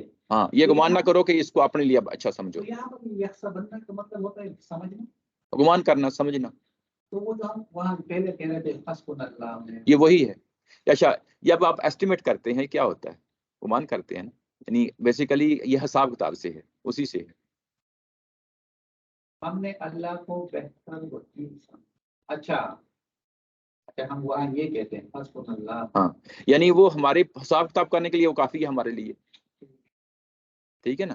تو یہاں پہ اسی کا جو ہے نا ورب آتا ہے یہ سبن، یعنی حساب کتاب کا ہی ہے. اب ہم یہ کون حساب کتاب کر رہا ہے؟ وہاں تو اللہ کے حوالے حساب کتاب کر دیا نا آپ نے. یہاں پہ انسان حساب کتاب کر رہے ہیں، ولا یہ سبن اللہ جینا. جب انسان حساب کتاب کرتے ہیں تو ہم اس کو گمان کہتے ہیں. خیال کرنا، گمان کرنا، اپنے دل میں سوچنا، اس کو وے کرنا، جس کو ہم وے کرنا کہتے ہیں کہ یہ چیز کس طرح ہوگی، کیسے ہوگی، کس طرح ہوگی. تو یہ گمان خیال کرنا ہی ہوتا ہے نا. لاسٹ کل یاد ہے دیکھو جو کل جو ہم نے پڑھا تھا مارکان نبی جی جی رسول کے بارے میں، کسی نے کوئی بدگمانی کی ہوگی جی جی تو اللہ تعالیٰ اس کو بتا رہے ہیں. ہم نے اس کو ایک واقعے کے ساتھ منسلک کیا ہے، جی جی جو کہ اگر وہ واقعہ سیرت میں موجود نہ ہو تو پھر تو ہم اسی کانٹیکس میں کوئی چیز بتائیں گے، کوئی بھی بتا سکتے ہیں، اختلاف بھی ہو سکتا ہے. صحیح. قرآن شریف کو سمجھنے کا یہ طریقہ ٹھیک ہے. کیا اس میں تو ہم اگر سیرت کا یہ واقعہ نہیں ہوگا صحیح تو ہم تو کوئی چیز نہیں سمجھیں گے کہ رسول کے بارے میں کسی نے کیا بات کی، یا پھر پچھلی چیز میں تو ہم یہ کہہ سکتے ہیں کہ یار جنگ احد کے باہر نکلنے کا مسئلہ تھا، یہ بھی ہو سکتا ہے، کوئی اور مسئلہ بھی ہو سکتا ہے۔ میں نہیں سمجھا آپ کی بات کو، وہ جو آپ حوالہ دے رہے جس کے ہیں۔ پیچھے ہم کہانی بتا رہے ہیں، صحیح جو بھی سیرت کے اندر آیا ہے، رسول اللہ صلی اللہ علیہ وسلم پر ایسا لگتا ہے کہ کسی نے کوئی بدگمانی کی ہے، صحیح اسی کے لیے تو اللہ تعالیٰ بول رہے ہیں۔ صحیح وہ بدگمانی کے پیچھے ہم نے واقعہ بیان کیا، وہ واقعہ جو بیان کیا کوئی ایک واقعہ نہیں ہے سیرت نبی میں۔ آپ جو بات سیرت نبی کی بات کر رہے ہیں وہ ہمیں کنکریٹ کوئی چیز نہیں ملتی وہاں سے، کوئی چیز نہیں ملتی، فرض کیا کہ وہ واقعہ موجود ہی نہیں ہے۔ صحیح۔ تو ہم کہاں کھڑے ہوتے ہیں؟ ہم قرآن مجید جو کچھ کہہ رہا ہے ہم وہ حرف آخر ہے ہمارے لیے۔ ہم کیا کہیں گے کہ یہ کوئی چیز ہوئی ہوگی، ہمیں نہیں معلوم اس کی نہیں، وہ جو چیز بیان ہوئی ہے قرآن نے خود بیان کر دی ہے۔ وہ کیسے؟ وہ تو کیوں؟ وہ مطلب کس پہلو سے ہے؟ کیا کیا اللہ، کیا اللہ رسول اللہ؟ دیکھیں میں آپ کو بتا دیتا ہوں، وہ یہ کہ بدخواہی کرنا ہے، ہاں، بدخواہی کرنا، اللہ یا غلو کا مطلب بدخواہی کرنا، بے وفائی کرنا، یہ سارے اس کے اندر معنی میں آتا ہے، کسی کے بارے میں برا سوچنا۔ میں ویسے اس لیے سوچ رہا ہوں کہ وہاں دوسری تفسیر میں وہ اغنیا وہ غزوہ بدر کی جو چادر چوری ہو گئی تھی اس کے ساتھ اٹھائی کر دیا جاتا ہے، تو وہ میں نے بتایا تھا کہ غزوہ بدر کا جو معاملہ ہے، کیونکہ غزوہ احد کی بات ہو رہی ہے، غزوہ بدر کو ہم زیر بحث نہیں لا سکتے، اس لیے غیر متوقع چیز ہے۔ میری بات سمجھ رہے ہیں نا؟ یہاں تو مال غنیمت کی بات ہو رہی، نہیں مال غنیمت کی بات بھی نہیں ہو رہی، ہاں نہیں مال غنیمت دوسری تفسیر میں ہے جی، وہ مولانا مودودی صاحب نے جو نا مال غنیمت کو اس کو لے لیا، لیکن مال غنیمت کی یہاں بات نہیں ہو رہی، پورے واقعے میں آپ پڑھ جائیں کہیں بھی مال غنیمت کی تقسیم کی بات ہی نہیں ہوئی، تو اس لیے وہ واقعہ جو ہے کہ اس کو مال غنیمت کے ساتھ جا کے اٹیچ کر دینا وہ بھی مناسب نہیں ہے۔ وہ یہاں ایک ہی بات فٹ ہوتی ہے اس میں، وہ بات یہی ہے کہ انہوں نے بے وفائی کی۔ بے وفائی یہ کی کہ ہم سے کہا گیا کہ مدینہ کے اندر جو ہے نا لڑو، اور یہ خود جو ہے نا باہر آ کے لڑنا شروع کر دیا۔ تو ہمارے ساتھ جو بات ہوئی تھی، بات یہی یعنی اس کو اپنے انداز میں جو ہے نا پیش کر رہے ہیں کہ انہوں نے باہر لا کے ہمیں جو ہے نا ہماری بدخواہی کی ہے، ہمارے ساتھ جو ہے نا بے وفائی کی ہے، ہمارا جو ہے نا برا سوچا ہے کہ ہم یعنی ایک ڈکٹیٹرشپ کے انداز میں اپنے ساتھیوں کو لے کے میدان احد میں لے آئے اور یہاں آ کے بروا دیا۔ یہ بدخواہی ہے، یہ بے وفائی ہے، یعنی جس کو وہ اس انداز سے وہ دیکھ رہے ہیں۔ اچھا 3-4 واقعات تھے، تو اس کو سلیکٹ کرنے کا طریقہ یہ ہے کہ ہم کون سا یہاں فٹ ہو سکتا ہے کانٹیکسٹ؟ نہیں یہ فٹ ہونے کی بات نہیں، واقعات کو دیکھ کے فٹ نہیں کرتے ہم، یہ بھی ذہن سے نکال کے ساتھ جی ہم کرتے یہ ہیں کہ یہ بات کئی دفعہ جو ہے نا ظاہر ہے میں بھی اس کو دہرا چکا ہوں کہ ہم قرآن مجید تک پہنچنے کے لیے ہم وہ تمام چیزیں جو ہے نا دیکھتے ہیں۔ وہ کیا چیزیں ہیں؟ سیرت نبی ہے، احادیث ہیں، تاریخ ہے، یہ تمام چیزیں دیکھتے ہیں، یعنی کولیکٹیولی سب چیزوں کو دیکھتے ہیں، اور اس کے بعد جب ہم قرآن پڑھنے بیٹھتے ہیں تو پھر ہم جو ہے نا یہ نہیں کر رہے ہوتے کہ جو تاریخ میں لکھا ہے، جو سیرت نبی کتابوں میں لکھا ہے، جو احادیث میں لکھا ہے اس کی روشنی میں دیکھ رہے ہیں، ایسا نہیں ہوتا۔ ہم ٹیکسٹ دیکھتے ہیں قرآن مجید کا، وہ کیا کہتا ہے، اس ٹیکسٹ کے مطابق اگر کوئی سیرت نبی میں چیز آ جاتی ہے، حدیث میں چیز آ جاتی ہے تو ویل اینڈ گڈ، پھر ہم اس کو پیش کر دیتے ہیں کہ ہاں ٹھیک ہے یہ اس کے ساتھ چیز کھڑی ہے۔ اصل جو حاکمیت ہے وہ ٹیکسٹ کی حاکمیت ہے، وہ اس کو نہیں بولنا چاہیے، یہ امپورٹنٹ چیز ہے۔ یعنی وہ واقعات انڈیویجول بھلے وہ کتنے مرضی ہوں، وہ کتنے ہی اتھینٹک کیوں نہ ہوں، وہ پھر بھی جو ہے نا اتھینٹک قرآن مجید کے ساتھ سامنے نہیں آ سکتے، یعنی ان کی حیثیت ثانوی ہوتی ہے۔ اس کو آپ فٹ نوٹ کہہ لیں، آپ فٹ نوٹ کہہ لیں، فٹ نوٹ جو ہے وہ اصل ٹیکسٹ کا جو ہے نا ریپلیسمنٹ نہیں ہوتی، ٹھیک ہے نا، یہ چیز واضح ہو گئی۔ اب آگے جو اگلا پیراگراف ہے اس کو دیکھ لیتے ہیں، اگلا وہ کیا ہے؟ اچھا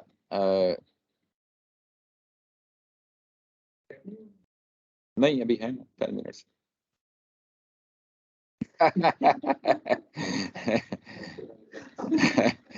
چلیں جتنا ہوتا ہے، میں ضروری نہیں ہوتا کہ پورا پیراگراف ہو جائے۔ جی اس میں اگر آپ دیکھیں تو یہ کیا چیز ہے، وَلَا يَحْسَبَنَّ الَّذِينَ يَبْخَلُونَ بِمَا آتَاهُمُ اللَّهُ مِنْ فَضْلِهِ هُوَ خَيْرٌ لَّهُمْ۔ یہاں پہ اب جو اگلا ٹاپک ہے وہ ہے انفاق فی سبیل اللہ کا۔ انفاق فی سبیل اللہ جو ہے نا وہ یہی غزوہ احد کے درمیان آیت نمبر 130 اور 136 میں جو ہے نا وہ آ چکا ہے۔ غزوہ احد ہی کے جو ہے نا اس سارے کیس کے اندر وہ کیا ہے، میں آپ کے سامنے اس کو رکھ دیتا ہوں۔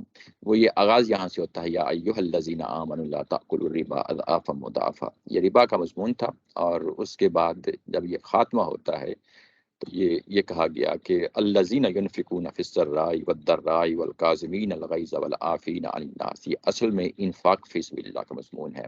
انفاق فی سبیل اللہ کا جو مضمون ہے، اگر سورہ بقر اور سورہ آل عمران کو سامنے رکھیں تو یہ واضح طور پہ سامنے آ جاتا ہے کہ یہ دو پہلوؤں سے جو ہے نا انفاق کا تقاضا کیا جا رہا ہے۔ ایک یہ پہلو یہ کہ جنگیں ہو رہی ہیں، اس میں جو ہے نا اپنا مال لگاؤ، اپنا جو ہے نا اللہ کے راستے میں دو، ایک یہ چیز ہے۔ اور دوسرا یہ کہ تمہارے معاشرے کے اندر غریب ہیں، غربا ہیں، مساکین ہیں، یتیم ہیں، تمہارے اپنے اعزاء و اقربا ہیں جن کو ضرورت ہے پیسوں کی، تم اس کے لیے اللہ کے راستے میں خرچ کرو۔ اور اللہ کے راستے میں خرچ کرو یعنی اس کے اندر وہ سارے یعنی وہ پہلو آ جاتے ہیں انفاق فی سبیل اللہ کے اندر۔ تو یہاں پہ ظاہر ہے کہ وہ کون سا انفاق ہے، یہ جنگوں کے حوالے سے انفاق ہے، اس کی بات کہی جا رہی ہے۔ جب اتنے شد و مت سے جو ہے نا یہ کہا گیا کہ انفاق کرو انفاق کرو، اس ظاہر غزوہ احد کے درمیان میں روک کے یہ بات کہی گئی کہ انفاق کرو، تو انفاق جو ہے وہ ظاہر ہے کہ یہاں پہ بہت اہمیت اختیار کر جاتا ہے۔ اب اس پہ بھی ان منافقین نے اپنا ریئیکشن شو کیا ہے۔ یہ ریئیکشن جو ہے وہ اس پیراگراف میں آتا ہے، وَلَا يَحْسَبَنَّ الَّذِينَ يَبْخَلُونَ بِمَا آتَاهُمُ اللَّهُ مِنْ فَضْلِهِ، تو ان کے بارے میں وہ مان نہ کرو جو بخل کرتے ہیں اس میں سے جو کچھ اللہ نے انہیں دیا ہے، اپنے فضل سے دیا ہے، وہ ان کے لیے اچھا ہے۔ ہوا خیر اللہم، یہ ان کے لیے اچھا ہے، یہ گمان نہ کریں، یعنی یہ بخل کرنا ان کے لیے اچھا ہے۔ جو کچھ اللہ نے دیا ہے، اللہ نے جو کچھ دیا ہے، ظاہر ہے کہ یہ کوئی اس کا استحقاق نہیں رکھتے تھے، اللہ نے محض اپنے فضل سے دیا ہے۔ اللہ اپنے مال و دولت کا جو تقسیم ہے دنیا کے اندر وہ اپنے فضل سے کرتا ہے، وہ اس بنیاد پہ نہیں کرتا کہ کس کے پاس کتنی اسکل ہے، کتنا جو ہے نا وہ عقل مند ہے، اس بنیاد پہ نہیں ہوتا۔ بہت سے لوگ جن کے پاس بہت اسکل ہوتی ہے، بہت عقل ہوتی ہے، اس کے باوجود خالی ہاتھ رہتے ہیں، لیکن یہ کہ اللہ جو ہے نا وہ دیتا ہے، وہ مسلمان ہو یا غیر مسلم ہو، قطع نظر اس چیز کے، یہ اللہ دیتا ہے۔ اور اس میں پھر جو ہے نا بخل کرنے کا مطلب یہ کہ جو انفاق فی سبیل اللہ کی پکار اس وقت پکارا جا رہا ہے اس میں بخل کر رہے ہیں۔ بخل کا جو ہے نا جب بھی معنی آتا ہے تو ہمارے ہاں ایک ذہن میں یہ تصویر آ جاتی ہے کہ یعنی ایک شخص کے پاس پیسے ہیں اور اس کے بعد کوئی مناسب گاڑی نہیں، مناسب گھر نہیں، تو ہم کہتے ہیں کہ یہ بخیل ہے، یہ بخل سے کام لے رہا ہے۔ یہ قرآن مجید کا یہ انداز نہیں ہے۔ یہ بخل جو لفظ میں نے بولا ہے یہ اردو کا لفظ بولا ہے، یعنی جب یہ قرآن مجید میں بخل آتا ہے تو اس کا مطلب یہ ہے کہ وہ جو تقاضا کیا گیا ہے کہ انفاق کرو، وہ اس سے پیچھے مڑ جانے کو بخل کہا جا رہا ہوتا ہے، کہ آپ دنیا کی محبت میں آپ کو پیسہ اللہ کے راستے میں خرچ نہیں کرنا چاہتے، تو یہ وہ بخل ہوتا ہے جس کو قرآن جو ہے نا بخل کہہ رہا ہوتا ہے۔ تو جو لوگ بخل کر رہے ہیں وہ بخل کر رہے ہیں کہ یہ اللہ نے ان کو دیا ہے، یہ اللہ کی دی ہوئی جو ہے نا مال و دولت ہے، اور اسی مال و دولت میں جو ہے نا ظاہر ہے کہ یہ تقاضا کیا جا رہا ہے، اللہ کی تعالیٰ کی ذات تقاضا کر رہی ہے اور وہ اس سے ہاتھ کھینچ رہے ہیں، تو اس سے کہا جا رہا ہے کہ یہ مت سمجھیں کہ یہ تمہارے لیے بہتر ہے۔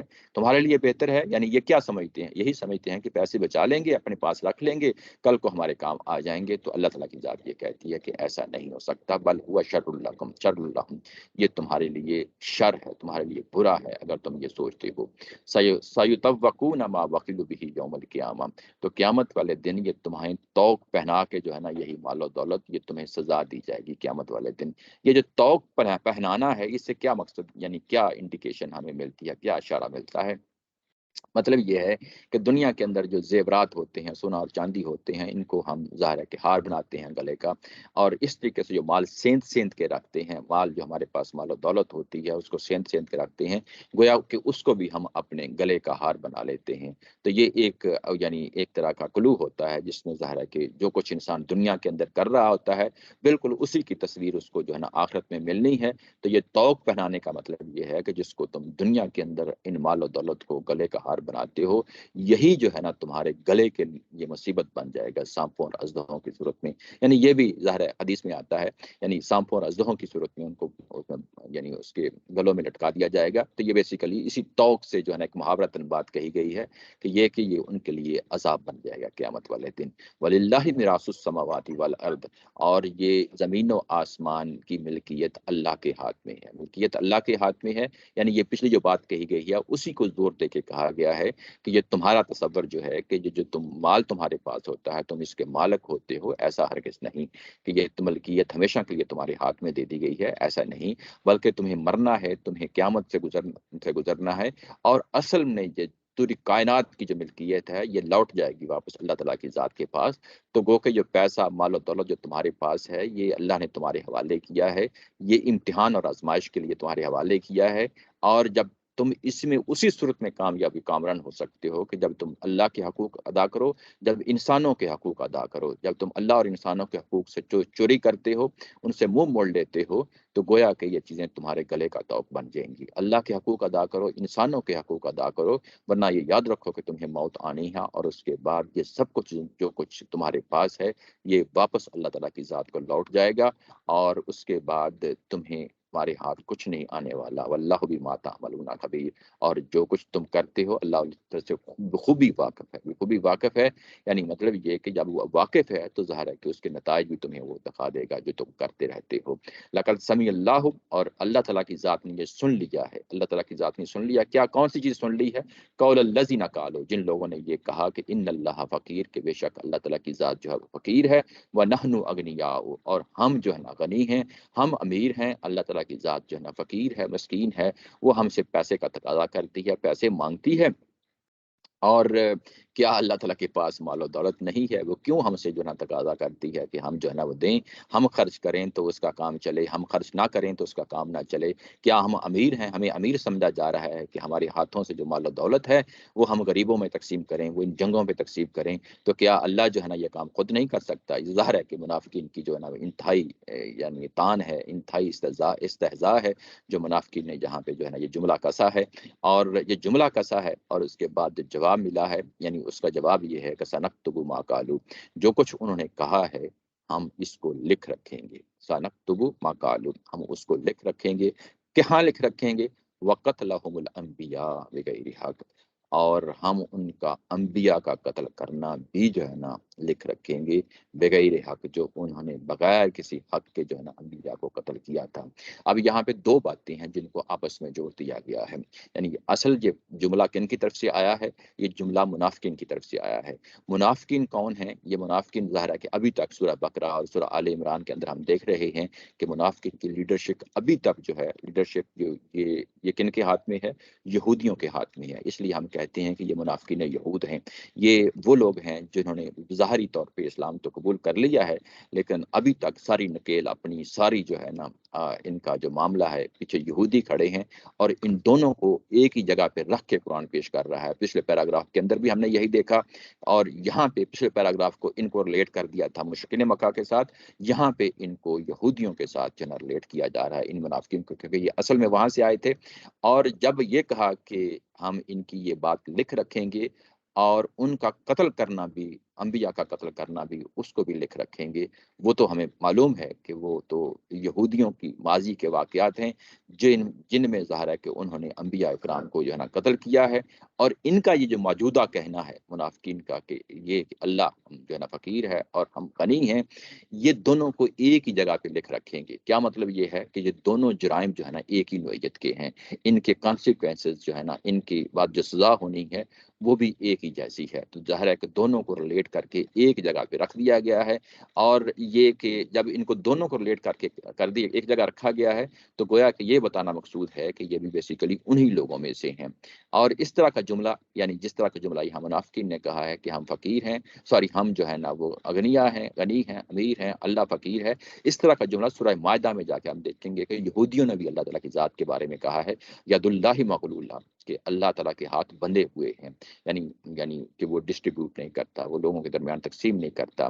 یعنی وہاں پہ بھی یہودی، اور یہاں پہ جو ہے ظاہر ہے کہ منافقین، یہ منافقین ظاہر ہے یہود سے آئے ہیں. تو دونوں ایک ہی طرح کے مطابق ان کے دل بھی ہو گئے ہیں، ان کے رویے بھی ہو گئے ہیں، اور ان کی سزا کو ہم اسی رجسٹر میں لکھ رکھیں گے جس رجسٹر کے اندر انہوں نے انبیاء اکرام کا جو ہے نا قتل کیا ہے. دونوں کی سزاؤں کو جو ہے نا ایک جگہ پہ، دونوں کو جرائم کو ایک جگہ پہ بیان کر دیا. وَنَقُولُ، اور ہم جو ہے نا، ہم یہ اس دن جس دن قیامت برپا ہوگی، ہم ان واقعات کو بھول نہیں جائیں گے. ہم ان کو یہ کہیں گے ذوقوا عذاب الحریق، اب تم اس دہکتی ہوئی عذاب کا جو ہے نا مزہ چکھو. قیامت والے دن جو عذاب ہے اس کی بات ہو رہی ہے. ذالک بما قدمت ایدیکم، یہ تم جو ہے نا یہ کچھ وہ کمائی ہے جو کچھ تمہارے ہاتھوں نے کمائی تھی دنیا کے اندر، اب تم اس کا جو ہے نا سزا کا مزہ چکھو۔ وَأَنَّ اللَّهَ لَيْسَ بِظَلَّامٍ لِّلْعَبِيدِ، اور اللہ تعالیٰ کی ذات ذرا برابر بھی ظلم کرنے والی نہیں ہے۔ یعنی اللہ تعالیٰ کی ذات لوگوں کے ساتھ شفقت کرتی ہے، انسانوں کے ساتھ شفقت کرتی ہے، وہ نہیں چاہتی کہ ان کے ساتھ کوئی ظلم ہو کوئی، لیکن یہ انسان ہیں جو اپنے کرتوتوں کے ذریعے سے یہ کمائی کما لیتے ہیں، اور اس کے بعد خود جو ہے نا اللہ تعالیٰ کی ذات چونکہ عدل سے کام لیتی ہے، اور عدل کا تقاضا یہ ہے کہ ان کو ان کی کیے ہوں کی جو ہے نا سزا دے۔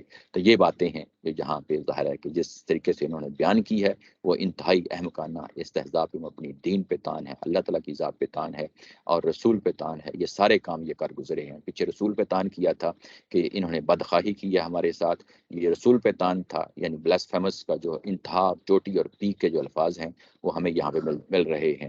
اللہ تعالیٰ کی ذات پہ تان کیا ہے وہ بھی ہم نے دیکھ لیا۔ اب اس کے بعد جو اگلا پیراگراف میں اس میں جو ہے نا مزید چیزیں آئیں گی، انشاءاللہ اس کو اگلے سنڈے دیکھیں گے۔ آج کے حوالے سے کوئی سوال ہو تو اس کو ہم دیکھ لیتے ہیں۔ وآخر دعوانا ان الحمد للہ رب العالمین۔